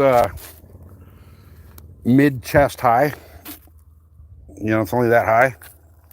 So you know, you got to climb under that. However, this is welded in down the bottom. It's hard to see with all the dirt covering it, but these pieces here are welded to the top and the bottom, and they're not going to open. They're not opening. They got big ass locks in here for the pins, because, you know, obviously you got to take that pin out, you know, on both sides to be able to slide this thing up and open it. Now they're not going to open. There's no way. Maybe if you got a tractor under it, you could be able to get her to open, but you know, that's about it. Somebody came out here, like I said, somebody came out and tagged up the wall, vote for Trump. That wasn't here last week when I rode the dirt bike down here. But there is, let me count them. There's 1, 2, 3, 4, 5, 6, 7, 8, 9, 10, 11, 12, 13, 14, 15, 16, 17, 18, 19, 20 sections. 20 sections like this. And you can see the sections. This column here And that column there, that's one section of the gate. So there's 20 gates here basically, and then it goes down another couple hundred yards where they got these gates built in. But you get down there another couple hundred yards and you got more of them. They're all the same. The only difference is the section down in the middle, they're a little taller. They're about head high on the gate. This, like I said, is about mid chest height. And as you can see by all the shit and debris and all the stuff on the bottom of it, you know, those aren't opening. Those are not going to open. That's a good foot of just crap on the other side. So, but this is the border wall, guys. You kind of see the Constantine wire up there with the way the sun sits right now, and the shadows on it is hard to see it, but that is double rows of Constantine wire. Let me see if I can zoom in on this one right here so you can kind of see how just brutal that is. That's just nothing but razor blades. This one right above my head here, can't really see it. I can't zoom in far enough to see, but there's just straight razor blades all over that. Every one of those sections right there where you see like a little blob, that's razor blade. So climbing over that is just, you know, you're asking to get hurt. And then lately what a bunch of people have had happen is they'll try to climb the wall. They'll get up to the top. They'll somehow get through the razor wire, and then they end up falling and they land on the ground. Well, a lot of these sections like this right here where I'm standing is concrete. You fall 30 feet onto the concrete and, you know, you're not going to have a good day. You're getting hurt. Even where it's not concrete. Like I said, the concrete ends at the end of these fence sections, or these gate sections, whatever you want to call them. But even so, I mean, this is still, you know, even right here at the end of the concrete, this is still just, you know, it's not like you're landing in freaking marshmallows. That is solid, hard pack dirt. And, you know, you fall 30 feet after you've got ripped up by the Constantine wire. You fall 30 feet and land on that, and you're getting hurt. There's been quite a few people that die when they fall off that wall. Now, here's the other thing that gets me, too, is that, so say you do somehow make it across, you climb the wall, you get down, and now you got to run north, right? Well, to your north, there ain't shit. Good luck making your way through that with no food, no water, no adequate, you know, hiking and survival gear. There is water to be found out there. I can drive right now to 4 different spots out in those hills back behind there and get water. But if you don't know where it's at, you're not going to find it. And all they are is there's little springs out there, underground springs. And what they've done is they've tapped a pipe down into those underground springs and built little guzzlers, which they look like the concrete barbecue or bonfire pits you'd find at like a beach or a park or whatever. And that underground spring feeds that, and that is meant for wildlife because there's no natural, you know, real potable water out here for the wildlife. They created those little guzzlers to where the wildlife can go out and actually get some water. Unless you know exactly where those are at and which ones actually have water at the moment, you're not going to find them. And without water out here, you know, like I said today, it's, you know, what, February 3rd, and it's 93 degrees outside right now. So, you know, imagine coming through here in June, July, August, when it's, you know, it's hitting 115, 120 degrees out here on hot days, and you're coming across all of this with no water. You're not going to make it far. They say you can only live 3 days without water, right? That's sitting idle doing nothing. If you're hiking through all this stuff, you're expelling more water than you're taking in, and you're going to make it maybe a day. Maybe. You know, it's hard to see on camera, even though I zoom, but you see where the dirt goes from like the dark color to that lighter color in the middle and then dark again. That lighter color in the middle is nothing but boulders that you got to climb up over. Those boulders are holding heat. Climbing up over those, you're going to burn your hands, you're going to burn your knees if you're not wearing long pants. You know, if it's 115 degrees, those boulders are putting out, over 150 degrees worth of heat. You're not going to make it. You're not going to make it through that. So I advise not trying. Now you can come through like areas down by the ocean, and that's all cities. You get around, you get over the fence, you can find water easily. There's parks, there's stores, there's, all of that. You can get water easy. Out here, you're not finding water. One of the biggest things as a deer hunter out here that I look for is water. If you find water, you find the animals. Well, like I said, unless you know where those water sources are, you're not going to find them. You're looking for a knee-high fire pit and all of that. You're not going to find it. You got to know exactly where they're at, and you got to know which ones currently have the water. Some of them are dry as a bone right now. So it's to cross this border wall, you got to be stupid. You got to be really stupid or really desperate. Now, a lot of the things people have been doing lately is they will jump over the wall or the fence or whatever you want to call this thing, right? They'll jump over this or climb through it, or however they get across this barrier. They'll get over here and they will sit their ass down and wait right here for Border Patrol to come pick them up. Once Border Patrol gets here to pick them up, they will tell Border Patrol that, something's wrong. I feel sick. I'm having trouble breathing, whatever. Border Patrol takes them to the hospital, drops them off at the emergency room. They get a full medical checkup, and Border Patrol does not want to pay the medical bill. So what they'll do is Border Patrol will leave them at the hospital. The hospital will call Border Patrol to say, hey, this person you dropped off is ready to be picked up. Border Patrol says, no, sorry, we can't pick them up. We don't want them. So the hospital will call the sheriff or the police department or whatever in their local area, and they'll tell them that, hey, you know what? The sheriff's department doesn't want them. So we're not going to take them. And what happens is these people just get released and they're free to go. So they jump the border wall, they get medical treatment, and then they're just released onto the streets of whatever, area the hospital's in.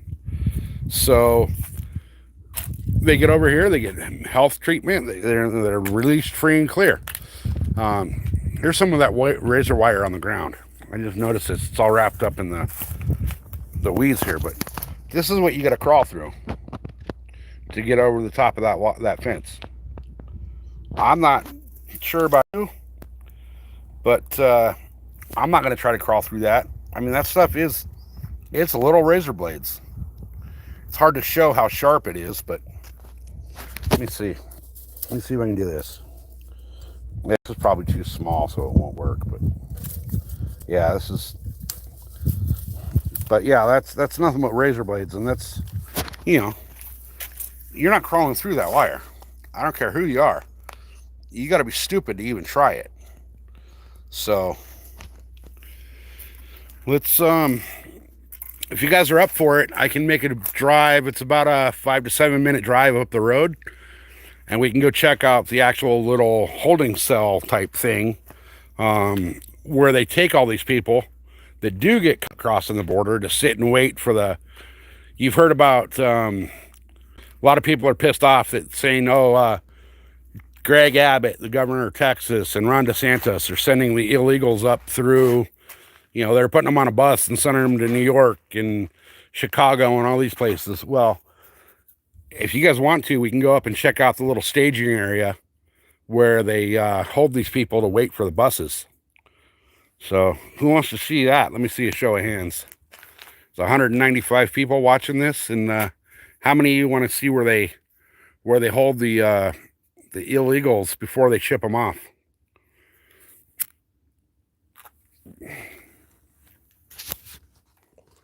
So it's basically on the backside of that hill right there. So now driving up there, I will lose cell service for a couple of minutes going around the hill there, but the cell service goes out and then it comes back after a minute. So just stick with it and we'll make it up there, and you guys can see all that. It's going to piss you off what you see over there. You know, you see this trash right here, you think, oh, that's bad. Well, wait till we get up over there. It is bad. It is really bad. So let's jump back in the truck. And unfortunately, I'm driving the slow truck today. So it'll take us a few minutes to get up there.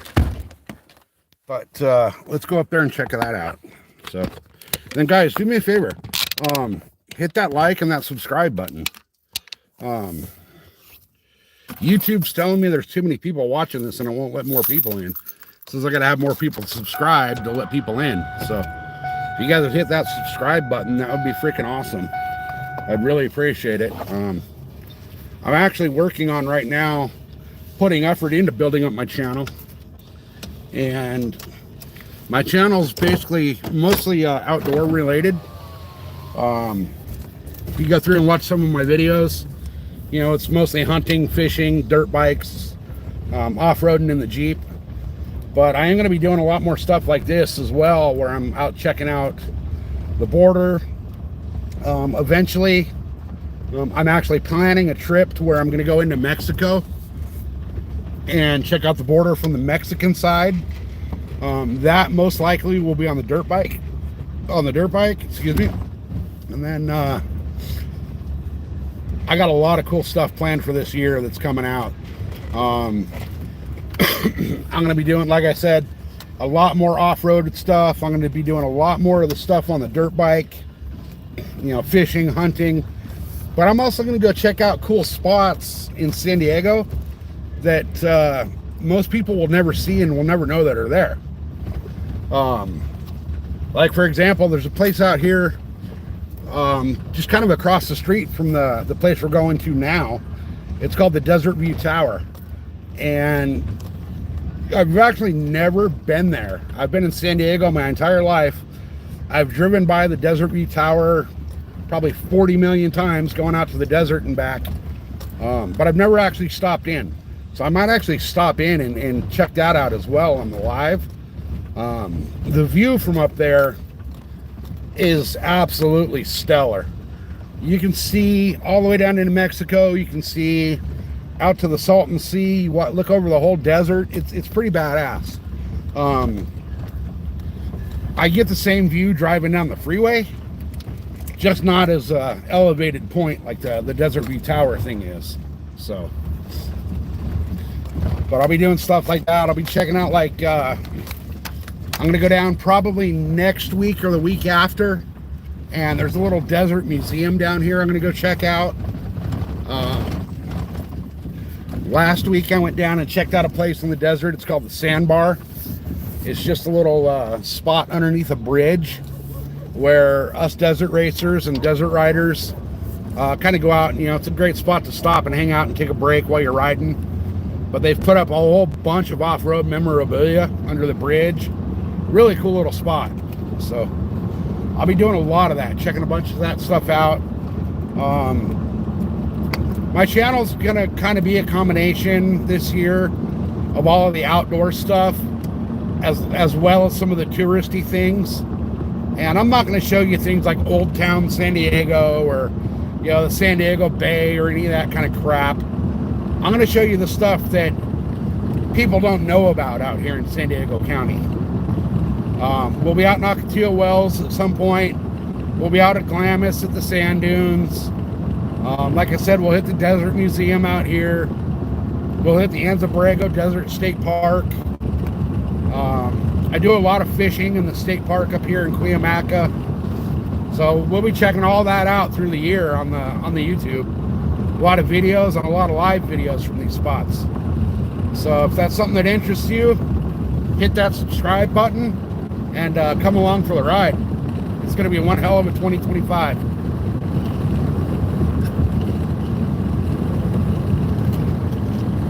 So now right up here, my cell service is going to cut out for a minute. And it's going to cut out for maybe a half a mile, and then it'll come back. So just stick with me for a minute. We're on the way to the holding camp for the illegals.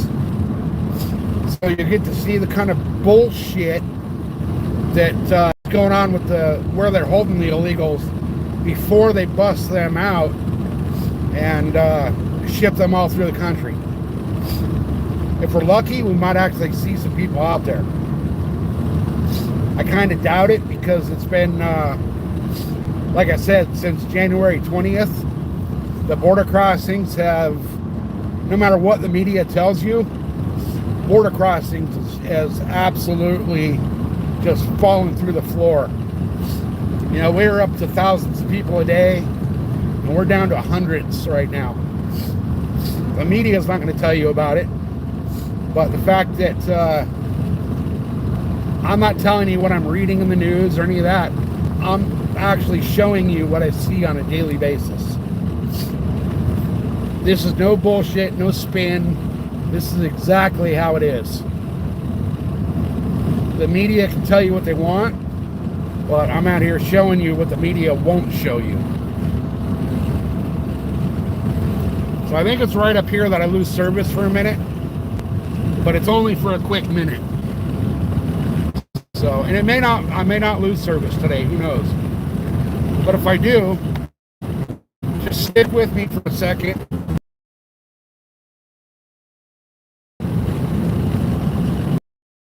There, we got a couple of minutes before we're there. It's basically right on that. You see the hills to my right. We'll be up there in just a second.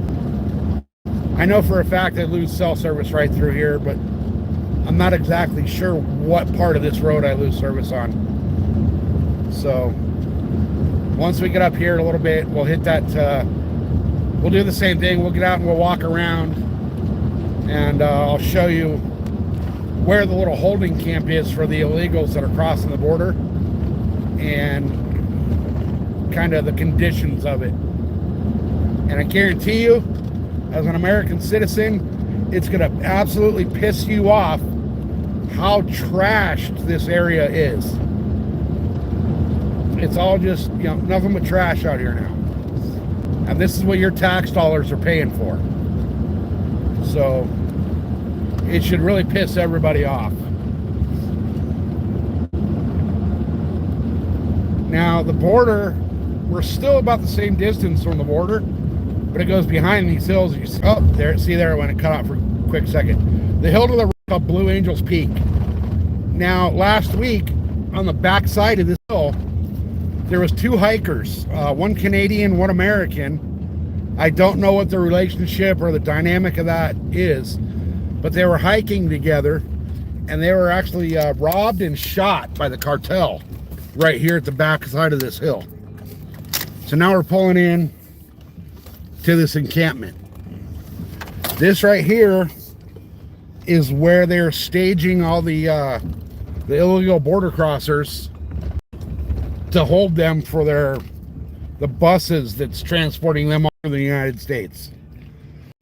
And the buses that they're using, you'll see them. I don't care what state you're in, you'll see them. It's a big giant white tour bus with blacked out windows and no lettering.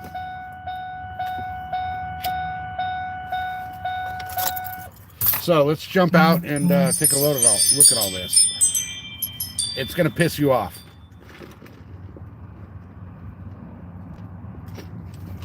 All right. It's gonna really piss you off to see just how trashed these areas are. So as you can see, we're still, that's Blue Angels Peak right there. If you look that up on Google or whatever,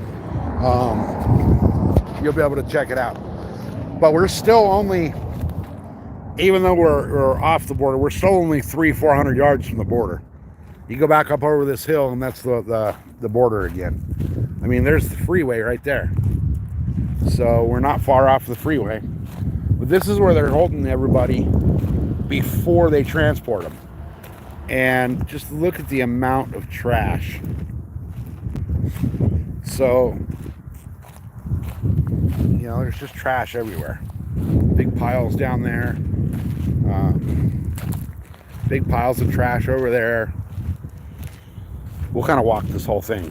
And this will piss you off too. There's a freaking dumpster right there. But all the trash, you can see the rocks have, you know, they're all burnt where they made their little fire pits. The little hand sinks next to the porta shitters actually do have water in them. The porta shitters themselves are, I mean, it's a porta shitter, but they're fairly clean. As a porta shitter goes, these are actually pretty clean. I'm kind of surprised. They got what, 1, 2, 3, 4, 5, 6 of them. I mean, just look at all that trash laying out there, right? So all the trash, more trash here. That big black tank right there is a water storage tank with nothing but trash around it. You know, there's trash bags, all kinds of stuff, you know, stuck into the cactus out here. Just an ungodly amount of tires. But there's a dumpster right there. Freaking dumpster right there, and there's just trash everywhere. And look at all the tires that are sitting there. You know, and this is, well, there's the freeway. So you're right off the side of the freeway. You're, you know, you can kick a football and hit the freeway from here. But, you know, look at all the trash on the ground. And I'm willing to bet there's probably none in the dumpster. It's probably empty. Let's take a look and see what's in there. Oh, a little bit of trash. You know, dog food bags. And a lot of this looks like somebody just came out here and dumped their freaking household trash in that dumpster. But you can see, like, the rocks, like, they're all burned up where they made their fire pits. And there's, this looks like another side wall from a shitter, a porta shitter. You know what I mean? Just look at all this crap, right? Here's their big fire pit. When there's actually people in this camp, you can drive by on the freeway and there's 5, 6, 7 fires going out here. And each fire's got 30 or 40 people around it. Here's one of the fire pits they made. This one's kind of been, looks like some of the rocks got scattered out and taken out, but this used to have an actual fire ring inside of it. And then this hunk of crap right here is the little shelter that they built to keep them out of the sun and the rain. Because like I said, right now it's 90 degrees out here and it's February. So, but that's all this is, just some scrap pallets. They use pallets and some tarps and made a little hut to get out of the weather. I mean, they'll fit 12, 14 people in each one of these little sections. See, there's another fire pit right there in front of it, full of broken glass and nails and what looked like paint can lids, and, you know, this is just ridiculous. This is what your tax dollars are paying for. So anybody that I don't care what your political views are, this is just disgusting. Absolutely disgusting. There should not be stuff going on like this because of the border issues. I don't care who you are. I don't care if you voted for Kamala or if you voted for Trump. This is not right. So, this is the things that the media is not going to show you. You know, I mean, it's just nothing but just trash and debris and, you know, blankets laying out. And the porta shitters are actually, I was surprised how clean they are. You know, but I mean, you just look around and it looks like a damn city dump. And not only the trash, but this is what these people are getting. This is what these people are dealing with when they're coming across the border. This is where you're held and staged until you're put on the bus and shipped out. Is it right? Absolutely not. Is it humane? Probably not, because like I said, it's February and it's 90 degrees here right now. Imagine what it's like in this area in June, July, August, you know, it hits 115, 118 degrees out here for weeks at a time. So you're sitting out here in the middle of the sun. The only shade you got is these pallet and tarp shelters. And even though you're in the shade, it's still going to be 115 degrees. You just don't have the direct sun over your head. So it's just not right. It's not right. Our tax dollars should not be paying for this kind of crap. Now, it's hard to see on camera. See if I can zoom in here. There's a road that goes up into the back of these hills. You really can't see it on camera very well, but that road goes back to a place, and I highly recommend you guys Google this place and check it out on Google Earth. It's called the Valley of the Moon, and it is absolutely beautiful back there. The geography back there is just phenomenal. However, it's recommended not going over the hill anymore because of the issues with the cartel. You know, like I said, this right here, this is called Blue Angels Peak.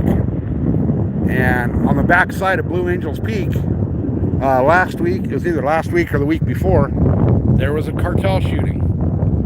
An American and a Canadian were hiking out there, going to the Valley of the Moon, and were robbed and shot by the cartel. Now, thankfully, the dude that got shot lived. They only shot him in the leg, but he was still shot by the cartel on the American side of the border. I just read a thing the other day about somewhere in, I'm not sure where it was, in Texas, where Border Patrol and cartel got into a shootout on the border. That stuff's starting to happen way too often. We should not be dealing with this. We should not be dealing with this. Our tax dollars should not be paying for a bunch of porta shitters and a trash dump to hold all these people until they put them on a big, nice, cushy tour bus and send them on the road wherever they're going to go. It's just not right. Political stuff aside, you know, it's not a good situation. And like I said, the tour buses they're using are big, giant tour buses you see going to like the Grand Canyon or, you know, wherever. You know, big, beautiful tour buses. But these are big white buses. All the windows are blacked out, and there is no markings on the bus to indicate anything about a tour company. If you see those, you'll also notice they have the government license plate on them. Those are all the illegals being transported to wherever they're going. But, you know, as you can see, like I was saying earlier when we were down at the wall, even if you do make it across the wall, this is what you got to go through to get, you know, wherever you're going. This is not very hospitable terrain out here. You know, good luck finding water if you don't know what you're doing. Good luck finding food. You know, I'm a hunter, and so I know where to look for food, water, and animals, all that. I know that once you get out here, you're not going to find it. You know, imagine having to hike up over all that with no food, no water, knowing that you don't know where you're going, really. You have the slight sense of direction that you're going north. At nighttime, there is no light out here. You can't see. It's dark. The only light you're going to see is headlights off of the freeway right there. And the weather out here is what's going to get you. This is probably the most inhospitable terrain there is in California. This is nothing but desert. It hits, you know, 120 degrees during the summer. There's no water. There's no food. There's no medical service. Once you get back in those hills a little bit, there's no cellular service. You know, if you fall, you get hurt, whatever, you can't call for help. You know, you're stuck. You're stranded.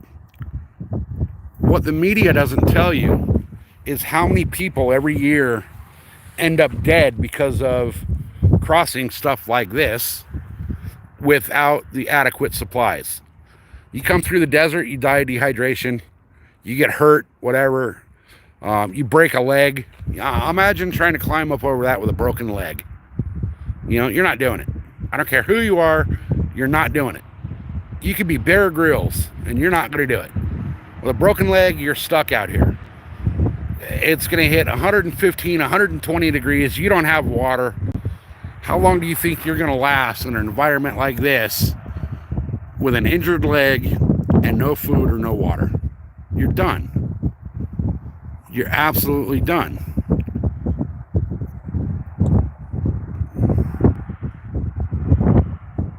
So, and then it's really hazy and crappy down over the desert.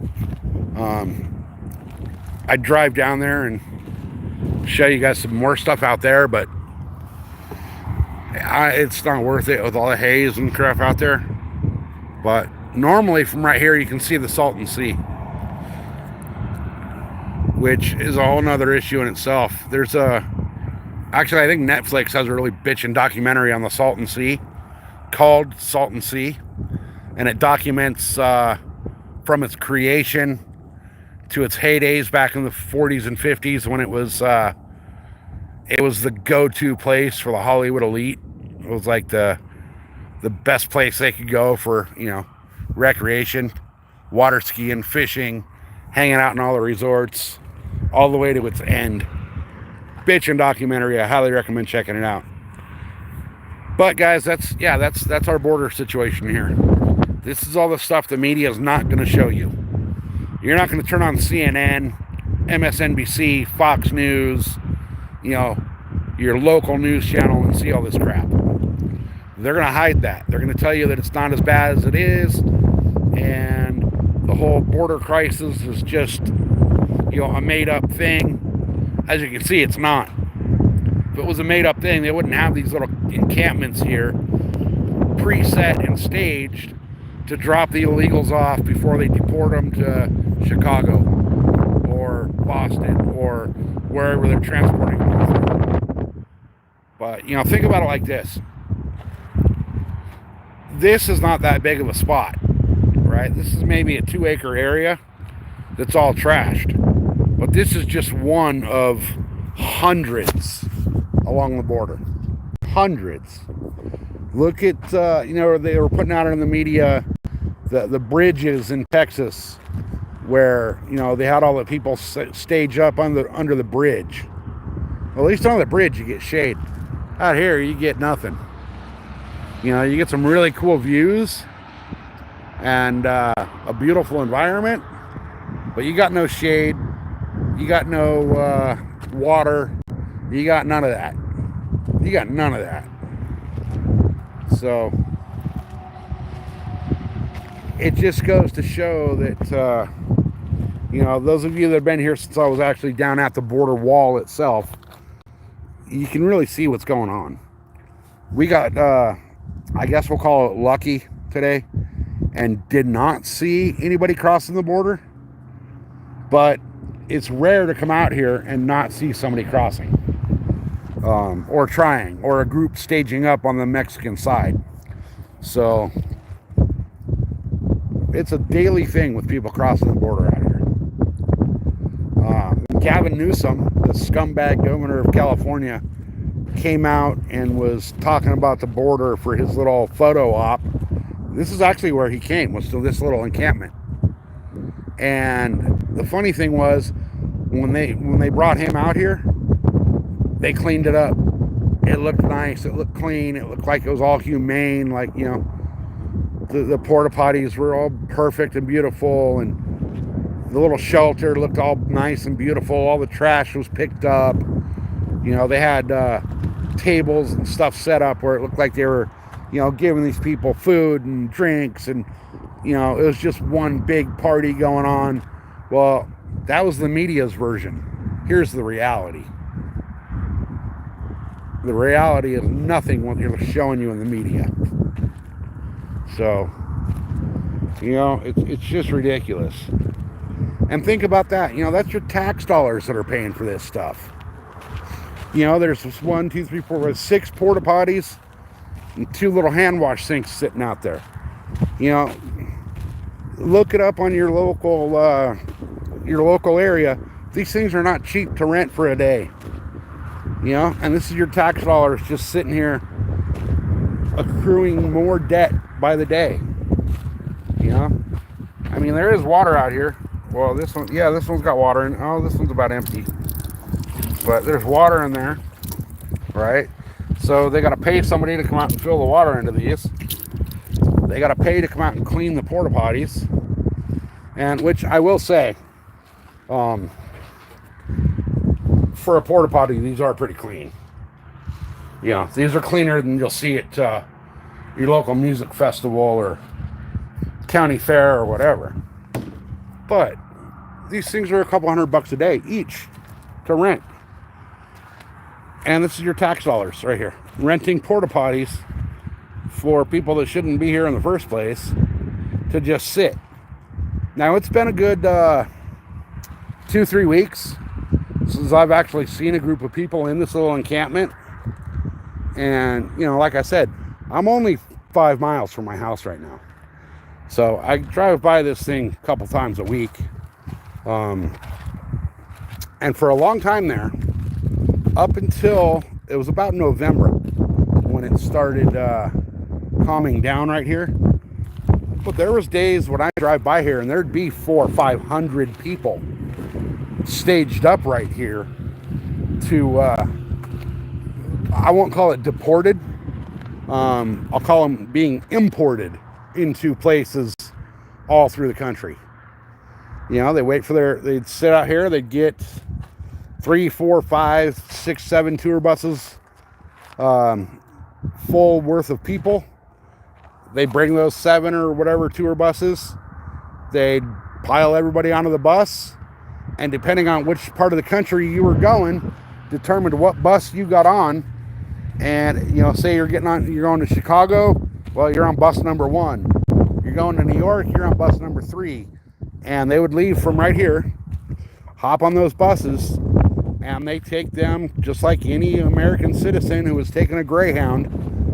You go to New York, you go to Chicago, you go to Detroit, you know, wherever you're going. Now, since the election, I have not seen very many people out here.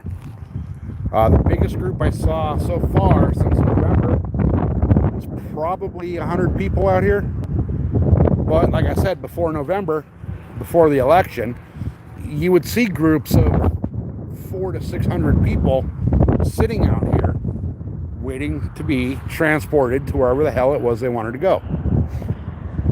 The border's not that far off the side of that, on the back side of that hill. Maybe 500 yards over that hill to the border wall.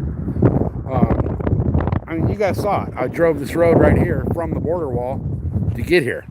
That hill right there with the little peak that kind of goes up on the right side, the border wall goes right along the back edge of that hill, or like the side where it slopes down over here on the left. That slopes down right to the border wall. Now, here's the sad part, is then back behind these hills, the border fence actually stops. Because, I mean, you can imagine how hard would it be to build that wall going up through there. It's just brutal. It's damn near impossible. So what they did was they stopped the border wall, and at some points there's a barbed wire fence, you know, just the same kind of a barbed wire fence you'd see to keep you know, somebody's horse in their corral pasture thing on their property. Other sections there's not even a barbed wire fence. You just walk right across. You don't even know you crossed the border. You know, there's no indication, no nothing. So these people just walk over. They know where these little holding camps are, because the cartels are giving them maps and directions and pamphlets, and, you know, they're being coached what to say when they get caught by Border Patrol. So they get over here, they come into these little camps, and they wait. And they wait long enough, and then pretty soon Border Patrol puts them on the bus, and they ship them off to wherever it is they want to be. So, for some reason, our politicians think that it's okay for our tax dollars to pay for this. Now think about it. Our money could be well better spent on a lot of other things. California California is a perfect example. Look at San Francisco. They got a map that tells you where all the human poop is in San Francisco. San Francisco has created an entire government agency to go out on a daily basis and clean up human poop. Those guys are making $50 and $60 an hour. Well, they're spending our money on this. It just goes to show that our money's being wasted. Our money's being wasted. Our people are being put, to the back of the line. Our resources are being wasted. Border Patrol could be doing a lot more positive things. Stopping drugs, stopping human trafficking, stopping all that kind of stuff. But instead, they're turned into a babysitting taxi service to bring people to places like this, to stage them up, to put them on a Border Patrol funded bus to, wherever they want to go. Think about it like this. Go order a Greyhound ticket from San Diego to wherever it is in the country you live. See how much that ticket's going to cost you. And then times that by the 600 or 700 people that leave out of these little spots every couple days. That's your tax dollars. We've got homeless veterans. We've got homeless children. We've got homeless senior citizens.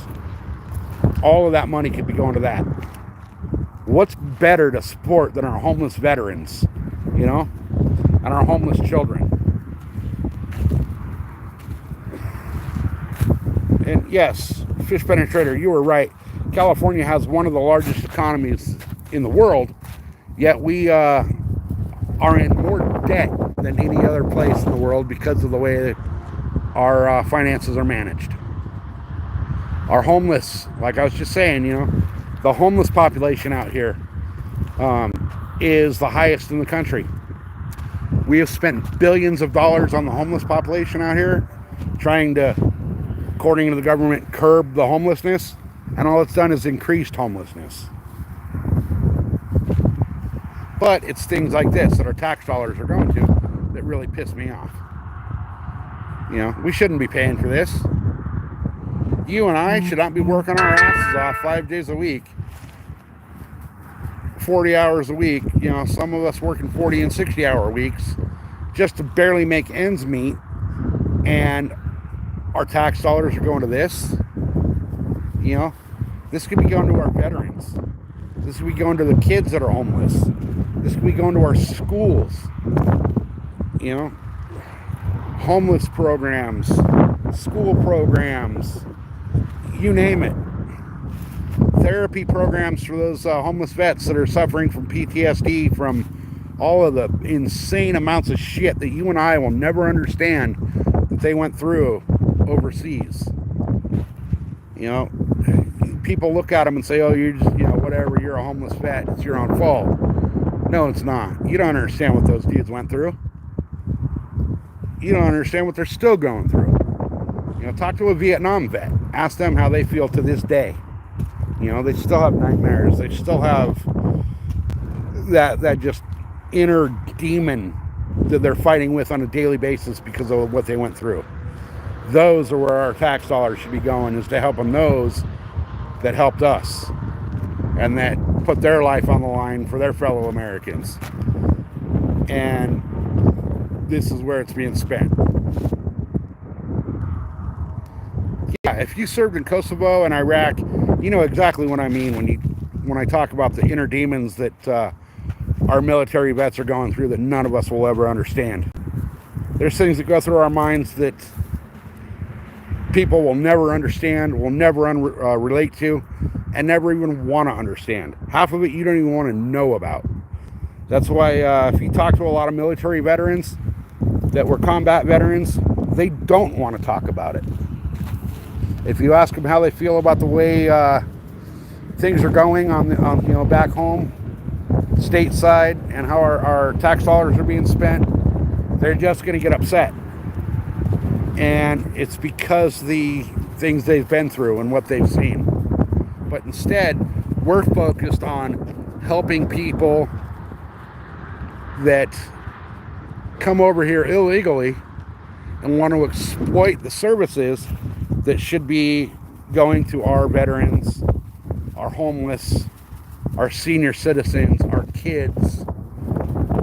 You know, they're cutting police funding, and look at LA, they cut, you know, millions of dollars out of the fire department, yet the illegals got millions of dollars. You know, you can come to California as an illegal immigrant and you're treated better than a California resident, somebody born, raised, and spent their whole life here. People that open a business, or, you know, a charitable organization that helps other Californians. You know, you cannot go out here as a California citizen and get free medical insurance and a debit card and free housing, but the minute you cross the border, you get all that. You know, look at I believe it was, and don't quote me because I may be very wrong on the location, but I want to say it was New York, where some of the veterans were kicked out of the hotels and places that the veterans were staying under, you know, some of these military contracts to, you know, help our veterans. They were kicked out of those locations for the illegals to be brought in. There's schools in some areas where the schools were shut down, and you can Google this and look it up. I don't know the exact locations, but I know that there were schools that were shut down to be used for the quote-unquote migrant housing. Well, that's not right. That's taken away from our kids. That's taking away jobs from the teachers. That's taking away from the future of this country for shit like this. You know, this should not be here. This should be a spot where you can come pull in and park and go hike up through here and check out the area back here. And like I said earlier, Google Valley of the Moon and take a look at the area back there. It's absolutely beautiful. Now, I could jump in the truck and go back there and get it all on video, but with the things that are going on right now on the border, there's not a chance in hell I'm going back there unarmed. You know, like I said, just last week, there was a cartel shooting right on the backside of this hill. We're only, as the crow flies, 500 yards from the border wall. You know, we were just down on the backside of that hill there a little while ago, walking along the border wall. Now, just because of the way the land lies and the way the roads were built, you know, the border wall is right on the backside of that hill. And you see what's being done. You see the trash, you know. And what I want to know is, where's all these environmentalists who are protesting about, you know, save the earth and, you know, help the land? Well, how is this helping anything? How is this trash out here helping the environment? You know, you got all these people protect the wildlife and all that. Well, how is this trash doing anything good for anything? You know, and how is it not being cleaned up? They can waste our money to keep the porta potties out here, even though there's nobody here. You know, and like I said, it's been since November that the amount of people out here have tapered off. Like I said, in the last couple months, the biggest group that I've seen waiting here for a bus is probably, you know, less than 200, whereas before November it was, you know, 600 to 800 people being out here waiting. I mean, imagine just this whole area filled with people waiting for a tour bus to pick them up and take them to the city of their choice on your dime. Every time you work that overtime and you think, hey, great, you know, I just worked 5 hours overtime, I can't wait for that extra pay on my paycheck, and you get your check and realize that taxes took all that overtime and now you don't get the money you thought you earned. Well, this is where those taxes are going. This is where your overtime and your time away from your friends and your family and your hobbies and you know, you going fishing on the weekend or going to the state fair or taking that vacation. This is where that tax dollars that you're paying goes to. That helps you not be able to do those things that you want to do. Those of you out there that are, you know, battling the choice, do I pay my electric bill, or do I put gas in my car, or do I buy my kids that extra box of Oreos at the grocery store? You know, you got to make that choice. Well, guess what? Those taxes being taken out of your check are paying for this.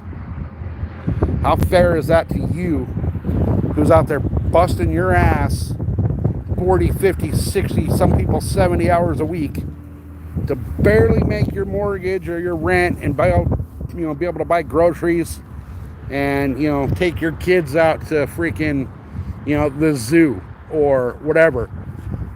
But your taxes are paying for this? If that doesn't piss you off, then I don't know what does. You know, it's the wasteful spending, I wouldn't even call it wasteful spending. I would call it irresponsible and stupid spending. You know, people are all pissed off because Trump wanted Elon Musk and Vivek to come in and do some oversight on government spending, you know, Doge.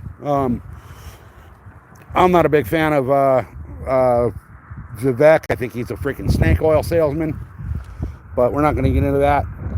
But people are all pissed off about that. Well, I completely agree with, we need people in there auditing what our government is spending. Where can we cut the money? Where can we cut out programs that do not benefit the American taxpayer, the American citizen? You know, there's people out there whose kids are signed up for a field trip from school, but, you know, mom and dad are making the choice of, do we spend the extra 25, 30 bucks that it's going to cost to send our kid to the museum with school, or do we buy groceries, you know, because their taxes are being taken out for kind of, you know, illegal encampments like this. Elijah, we are about 45 minutes east of downtown San Diego. We're out in the east end of San Diego County in an illegal encampment. And like I said, you know, there's nobody here right now. The amount of people that have been out here since the election has been dwindling on a daily basis. Like I was saying, you know, there was up to 800 people out in this area on a one given point in time, waiting for the tour buses. As you can see, there's nobody here today. I have not seen anybody in here in a couple of weeks. And, you know, like I said, I live just 5 miles down the road from here. But this kind of stuff, they got the money to put it all up, and they got the money to hire the tour buses and pay for the porta shitters and buy the water tanks and pay people to sit out here and basically babysit, but they don't have the money to pay for somebody to clean up all the trash. That'll take, you know, you bring 2-3 guys out here, it'll take you maybe 4 hours to clean all this up, you know. But we can't pay for that with our taxes. We can sure as hell pay for it to get trashed, but we can't pay to clean it up. You know, you got all the environmental groups bitching and complaining about trash, and, you know, people hiking through national parks and national forests that are disturbing the wildlife. Well, what about the wildlife that live out here? You know, why are they not being brought up? You know, I mean, granted, we're in a pretty much high desert area and there's not a lot of wildlife, but you do have bighorn sheep, you have deer, you have rabbits, you have coyotes, you know, you have all that living out here. Birds, you know, I have 2 giant hawks that live in the tree in my backyard. You know, how is it that it's okay for this stuff out here, you know, but these tree huggers don't see it as a problem? But, you know, you want to open a new hiking trail through Yellowstone, that's a problem. That's destroying the environment. Well, tell me this is not a destroyed environment. You know, how is this right? Have I seen an increase in Border Patrol? Yes, I was saying earlier, since the 20th, I have seen, I would call it probably 3 times the amount of Border Patrol out here, as well as military. If you go back through the video, I was over by the border wall a little while ago, and I was talking about the military being out here. The military has at least 3 outposts out here that I know of. And that's only because, you know, I know the area and I've stumbled upon those military outposts. However, the Army has been flying helicopters along the border. They have a route, and I don't know exactly what their the Army's flight pattern is 100%. I know what it is over this area, but they have a point A to point B area that they're responsible for flying, and they will fly that all day and all night. There's an outpost, a military outpost on the hill in my backyard, and I actually went up there the other day and I was talking to those guys off camera. I'm not gonna ask the military to be on camera. I know that's not only is it disrespectful, but they're not going to talk on camera. They're going to refer you to their top brass. You know, they're going to tell you, you got to talk to so-and-so, you know, in whatever office. But the military that I was talking to out here was telling me that, yes, they're putting it out in the media that the military is on the border. They're not telling you what the military is doing. And they're sure not telling you where they are and how many they are.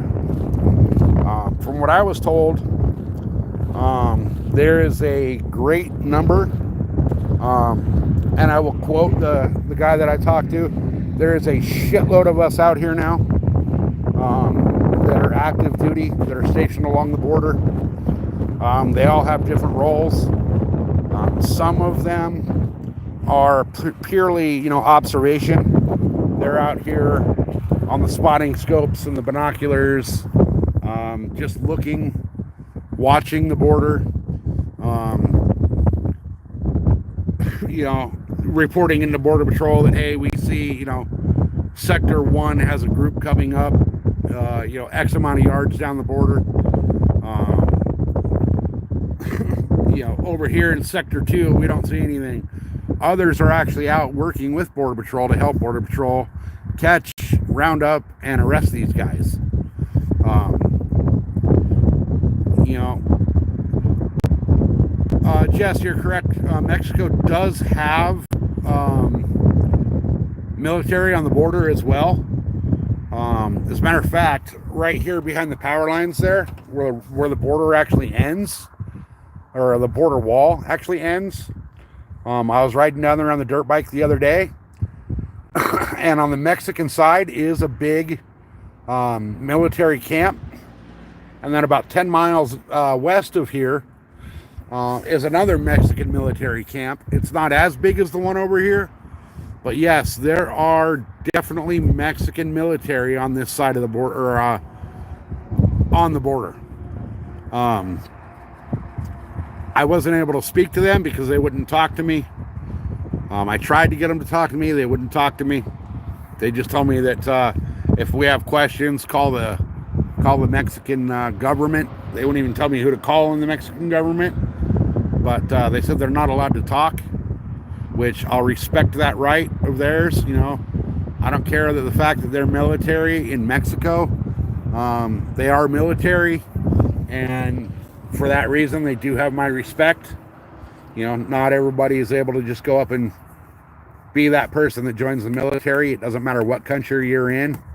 But if you're one of those people that joins the military, I have nothing but respect for you until you give me a reason not to. So I was going to respect their decision not to be questioned, not to answer questions, and not to talk about it. The one thing the guy did say is that yes, they are here to help.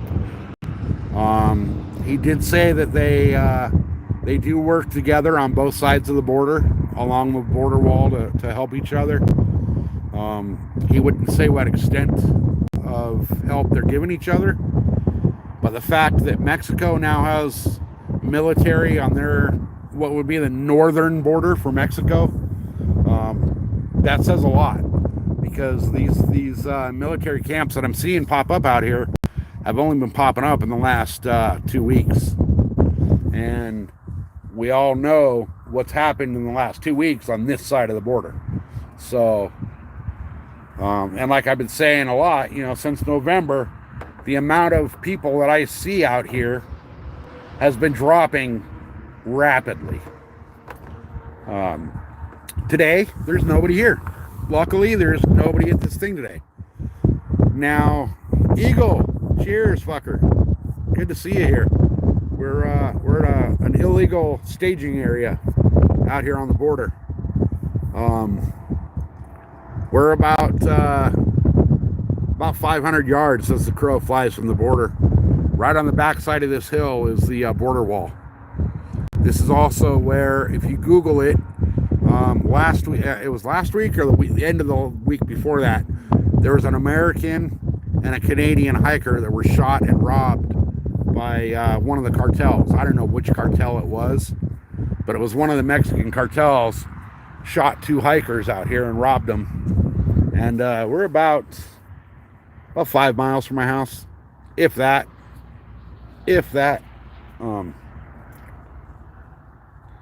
But like I was saying, we got on both sides of the border now. We got Mexican and American military, as well as Border Patrol out here working the border. Since the last couple weeks of January, the amount of people that I have personally seen is nothing compared to what was going on the previous 4 years. My backyard looks like that. Just 5 miles down the road. I open up my back gate and I hop on the dirt bike and I can go riding for miles and miles and miles. I can go out in the backyard and shoot shotgun. I can go hunt quail back there. I can't tell you the amount of people that I have seen crossing through my backyard in the last, I've only been out here since April. So from April to November, the amount of people crossing the desert through my backyard is staggering. Since January, I've seen 3 groups of people crossing, and they were all small groups under 20 people. Now, all 3 of those groups were caught and were rounded up because of the fact that military is now staged on the hilltops out here. You can't see them on camera, but that hill right there, just below the sun, there's 2 trucks up there right now. And I guarantee you, they've been watching me since I've been here.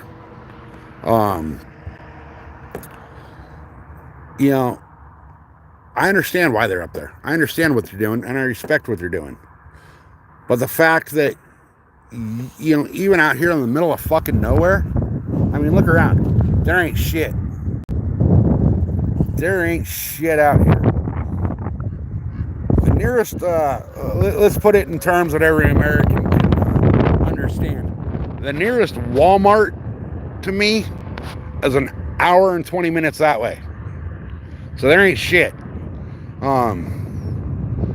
So the fact that the military and the Border Patrol are out here watching every last person, you can see up there on the hill there, if you see the little dip in the middle,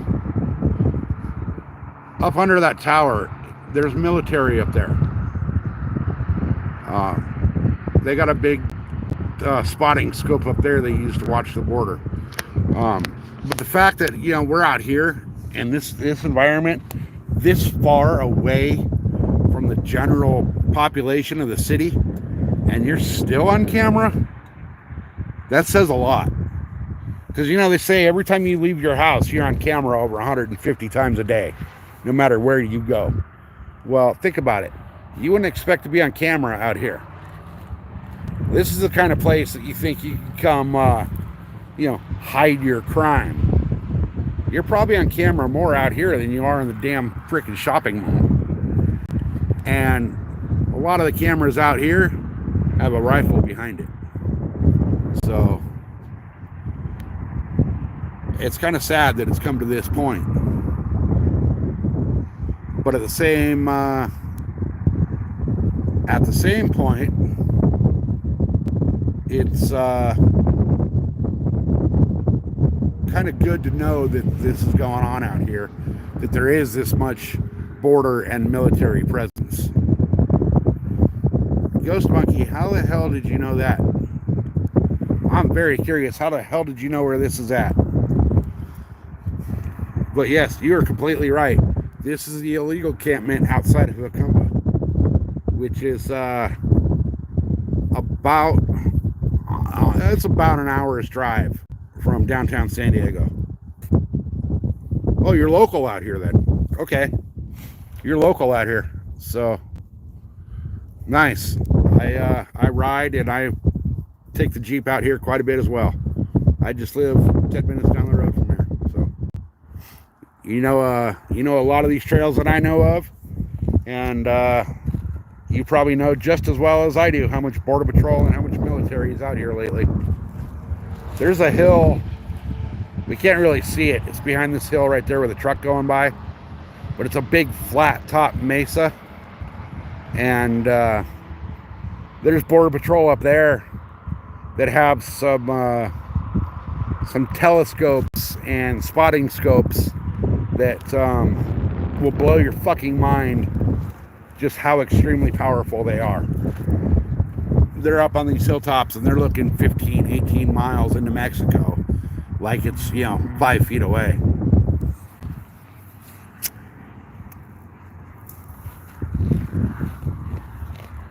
But anyway, guys, I'll be doing a lot more videos like this. I'm going to be traveling. I'll probably hop on the dirt bike, probably the dual sport, and ride the entire border wall down to the ocean. I'm not exactly sure when I'm going to do that. I got a few things that I got to take care of before I can just take a day to piss away and go do that. But hit that like and subscribe, guys, because there's a lot more content like this coming out. I'm going to do a lot more series on the border as things happen, with new laws, new enforcement, whatnot politically on the border. I'm going to be doing more border videos. I'm going to try to come out here at night. I do have the night vision stuff. I'm going to try to come out here at night and do some night vision videos to show you guys actual groups of illegals trying to cross the border at night. As well as all my other outdoor content, my off-roading, the desert races, the Jeep. I'll be doing a lot of fishing this year. I'm going really hard on the deer hunting next season. So all of that is going to be recorded and uploaded to the channel.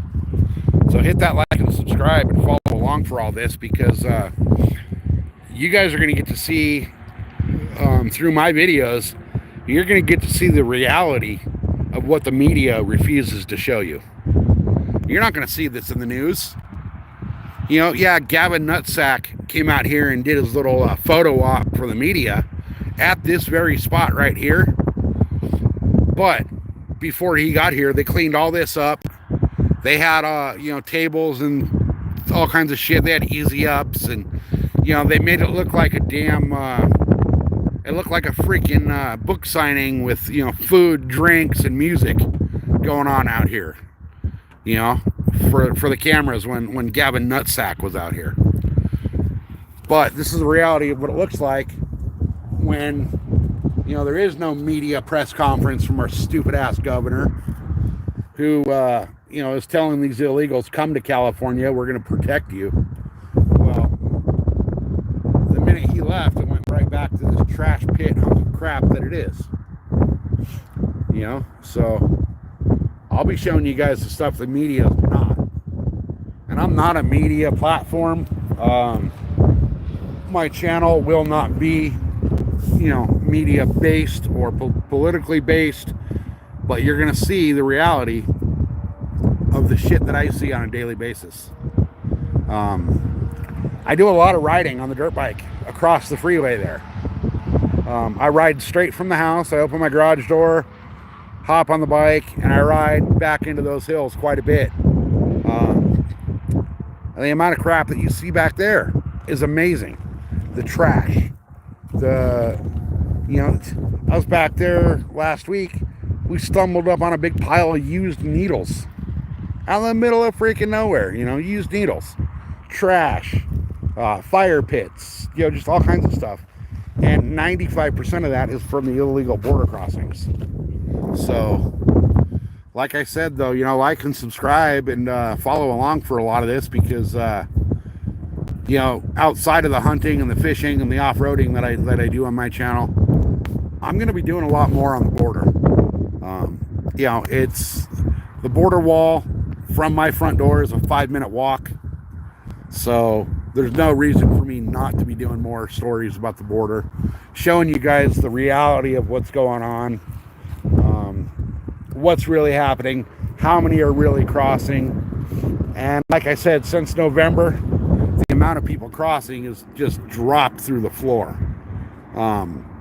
Those of you that have been here for a minute, you're probably getting sick of me saying this, but before November, this little area here would have 600 to 800 people waiting for the buses to pick them up and ship them off through the country. Right now, as you can see, there's nobody here. But there will be groups of 60, 80 people still waiting for buses to pick them up here. Those buses pick them up, and depending on what part of the country they're going to is what bus you get on. They'll tell you, okay, if you're going to New York, get on bus number 1. If you're going to Chicago, get on bus number 2. And when those buses are full, they take off, they head out, and they go where they're going. And as you can see, there's nowhere to check those buses right here.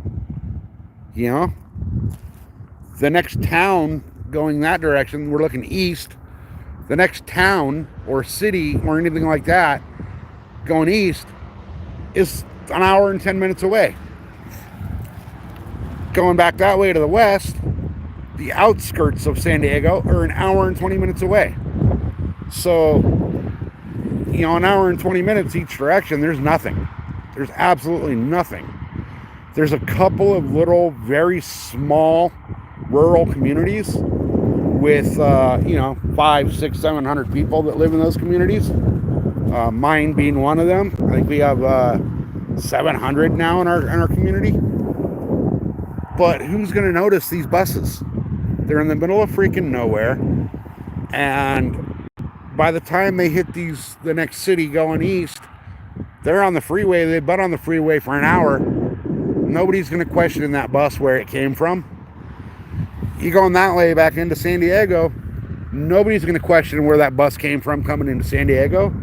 They're going to see it. They're going to think, oh, that's, Mrs. Jones's tour company coming from, Arizona to come out to the beach, or, the Hotel Del Coronado or whatever. They don't think about it.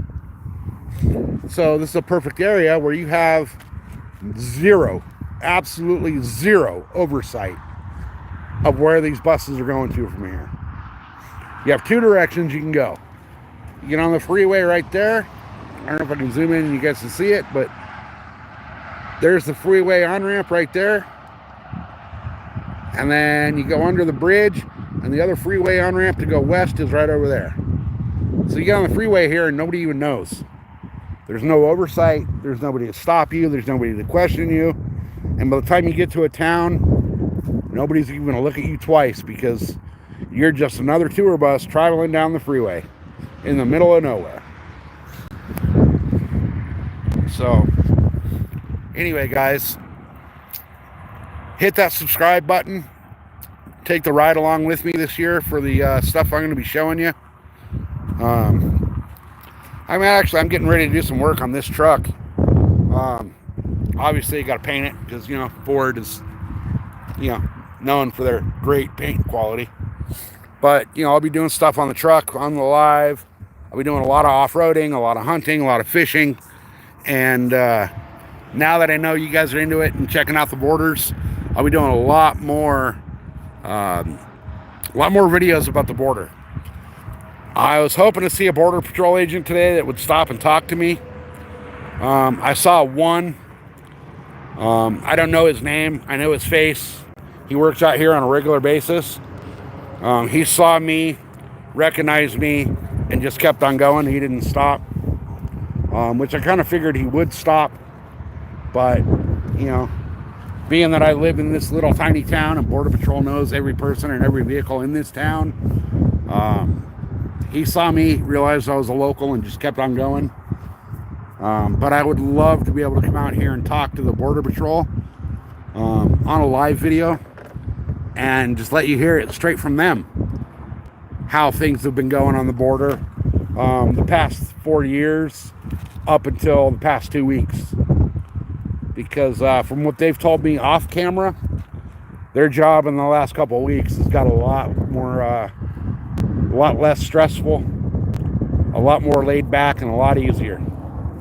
So they're not getting as many people crossing, and they're not having to chase people down and, you know, get hurt. Imagine having to chase people through this kind of environment. You know, I don't know about you, but my old fat ass ain't running up over that hill chasing somebody. Yeah, and these guys are getting paid to do that.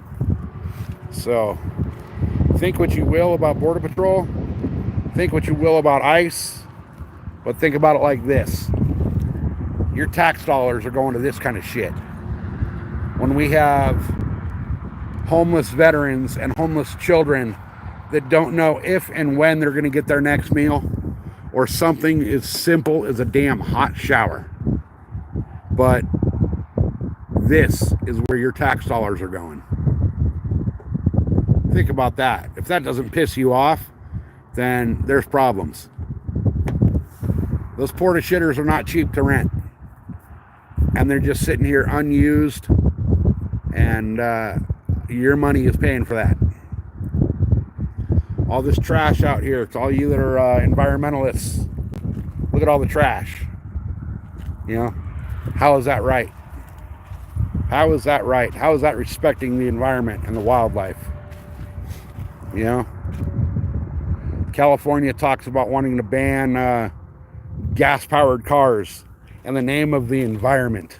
Well, this is never brought up in the name of the environment. You know, I'm more worried about this crap than I am about the emissions coming out of my truck. I mean, I get it. We need to respect the planet. We need to do what we can to lessen our footprint. But this is not doing that. This is doing just the opposite. Just the opposite. You know, we were all told as kids that if every kid threw a piece of gum on the sidewalk, how long would it be until there was nothing but gum and trash and no sidewalks left? You know? Well, it's the same thing. If all this trash just keeps building up, how long is it until this environment's nothing but a freaking trash pit? It's already a trash pit. But how long until it starts affecting plant life and wildlife? And, you know, you look at all this stuff like way back in the day, you know, there's the things going around saying if you buy a 6-pack of soda or beer, you know, cut the little plastic holders in half that your 6-pack of cans came in, because, you know, they end up in the ocean and get stuck around a fish. Well, what about this? What about all this crap? What about, you know, the birds and the deer and the mountain lions and the coyotes and all that, you know, are going to get caught up in all this trash?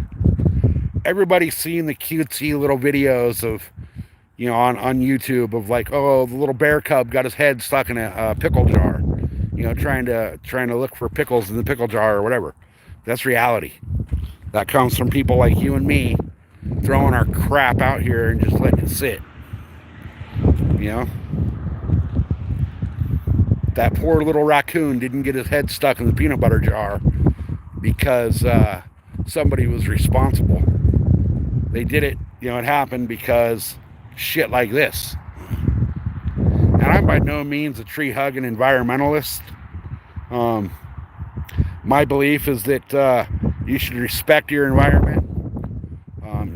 You know, if you go hiking into an area, you should bring more trash out than you brought in. You know, if you go out somewhere and you're sitting in the park and you're drinking beer, well, you know, you finish that 12 pack of beer, you crush those cans down, you can fit a 36 pack in that empty pack. So you can bring out 3 times what you brought in. You know, but it's shit like this. Now, if this was in a park or, you know, like say Yellowstone or Glacier National Park or, you know, Yosemite or, you know, any of those national parks or any of that, and there's trash like this all over that place, you can bet your ass they're going to start closing places down. You know, look at, I don't care what part of the country you live in, look at places you've been going to as a kid to go do stuff, you know, ride your bike or, you know, go hiking or whatever. And you see all these little different places getting shut down, right? It's because of shit like this. All the trash and all that. All these places are getting shut down because they're being destroyed. You know, granted, this is all a staging area for people that illegally crossed our border. But how is it this right? How are they the exception to the rule? You know? I mean, look at this. There's freaking metal bars out here. There's shitload of nails out here. Just trash everywhere. Suitcases. I'm standing here. I see 2-3 suitcases within a 30-foot span of each other.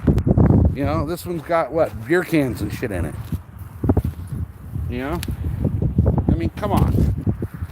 How's that right?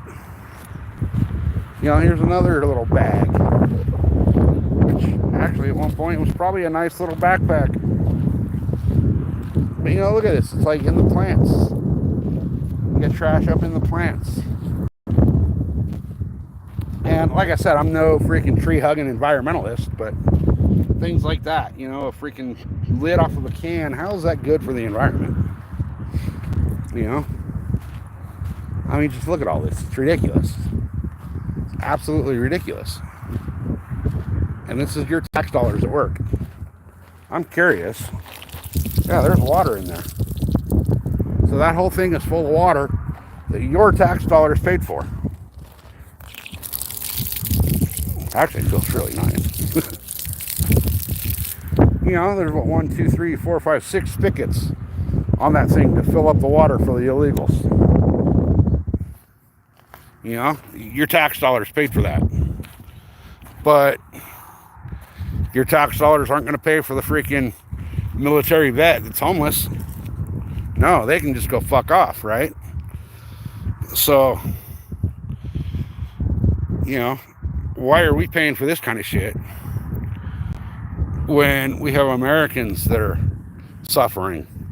American kids that are going to school with, you know, hand-me-down clothes and empty stomach and not enough pencils and paper to freaking take notes and learn, you know. But the illegals get fresh water, they get a nice little encampment, they get to trash it, they get a free bus ride anywhere they want to go, and yet the dude that sacrificed, you know, for your country, you know, they just get screwed. Yeah, I mean, if you're going to build an encampment like this, A, build it right, you know, but B, put the people in it that need the help. You know, they won't do any of this for our veterans, but they'll do it for our illegals. You know? And I happen to know that to fill that thing up, that is not cheap. And that's your tax dollars filling that thing up.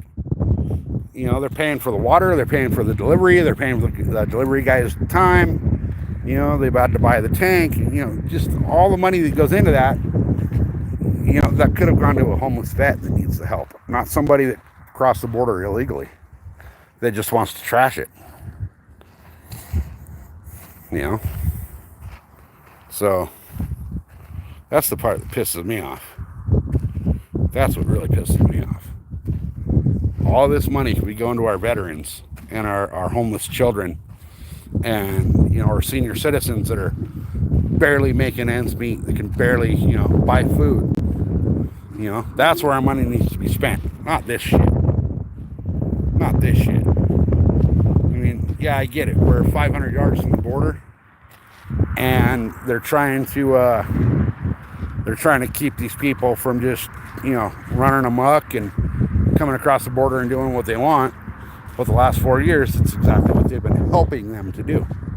So you think about it, you know, how much does it cost you to buy a Greyhound ticket to go from San Diego to New York? But yet we're giving busloads of those Greyhound tickets away to people that cross the border illegally. And you and I are paying for it. That's the part that should piss everybody off. And that's the stuff you're not going to see in the local media. You know, your local Channel 5 News is not going to tell you that your government just spent $100,000 to buy bus tickets for people that shouldn't have been here in the first place. And now you're the one on the hook for that money. They're not going to tell you that. So, you know, it's to the point now, like I've said, the last couple of weeks, where the border crossings have gone way down. I can't speak for Arizona and Texas. I can only speak for my area out here outside of San Diego. But border crossings have gone way down. And we all know what the reason for that is. But the fact that it's even stuff like this is even going on is what everybody should have a problem with. You know, we should not be paying for this. I should not pay for this. You should not pay for this. You know, it's not how it should be. The money being spent on this, in my opinion, should be spent on homeless, hungry, and veterans that need help, not people that jumped over the border illegally. And like I said, the sad part is that just on the other side of this hill behind me is the U.S.-Mexico border. And because of the terrain back there, because they would have had to build the wall up over that hill, there is no border wall back there, so you can just walk right across, nothing in your way other than the environment. Now, am I going to walk up over that? No. You know, that's pretty gnarly. Doesn't look that bad on camera, but that is pretty gnarly to get up over. So, you know, the fact that you can just walk freely across the border, and you walk over here and you just wait for Border Patrol to give you a bus ticket to wherever you want to go, that ain't right. We need to spend that money on our veterans. We need to spend that money on our education system. We need that money to go to, you know, our seniors that are living on Social Security, that are barely making them enough money to put food on their table. So that's just my thought.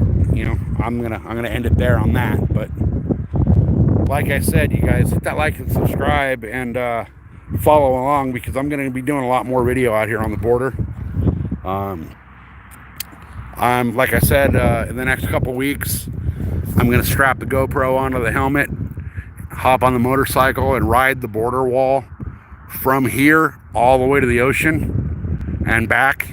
So that'll be a pretty cool, not only a cool ride on my end, but that'll get to be, you know, I'll be able to get to show you guys the entirety of the border wall through the San Diego County. There's spots where that wall is an absolute joke. Like I said, right out here behind the hill, the wall actually ends.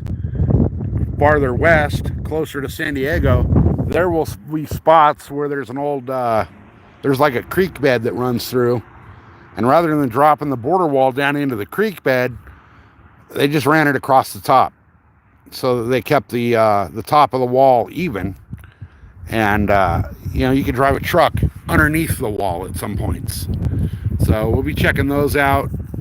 Like I said, we'll hopefully be able to get there's one Border Patrol agent I know out here that will most likely be very willing to give me an on-camera interview about how things are going now, how they've been before.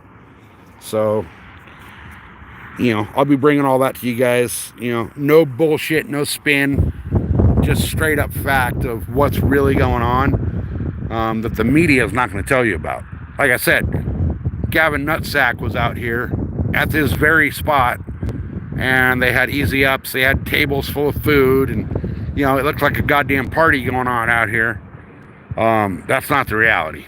That was the media and the staging they did for the media, but this is the reality of it. It's nothing but a trash pit that they're bringing the illegals to and staging them up right here until it's time for them to get on a bus that you pay for to go to a different city to be put up in a hotel room that you pay for.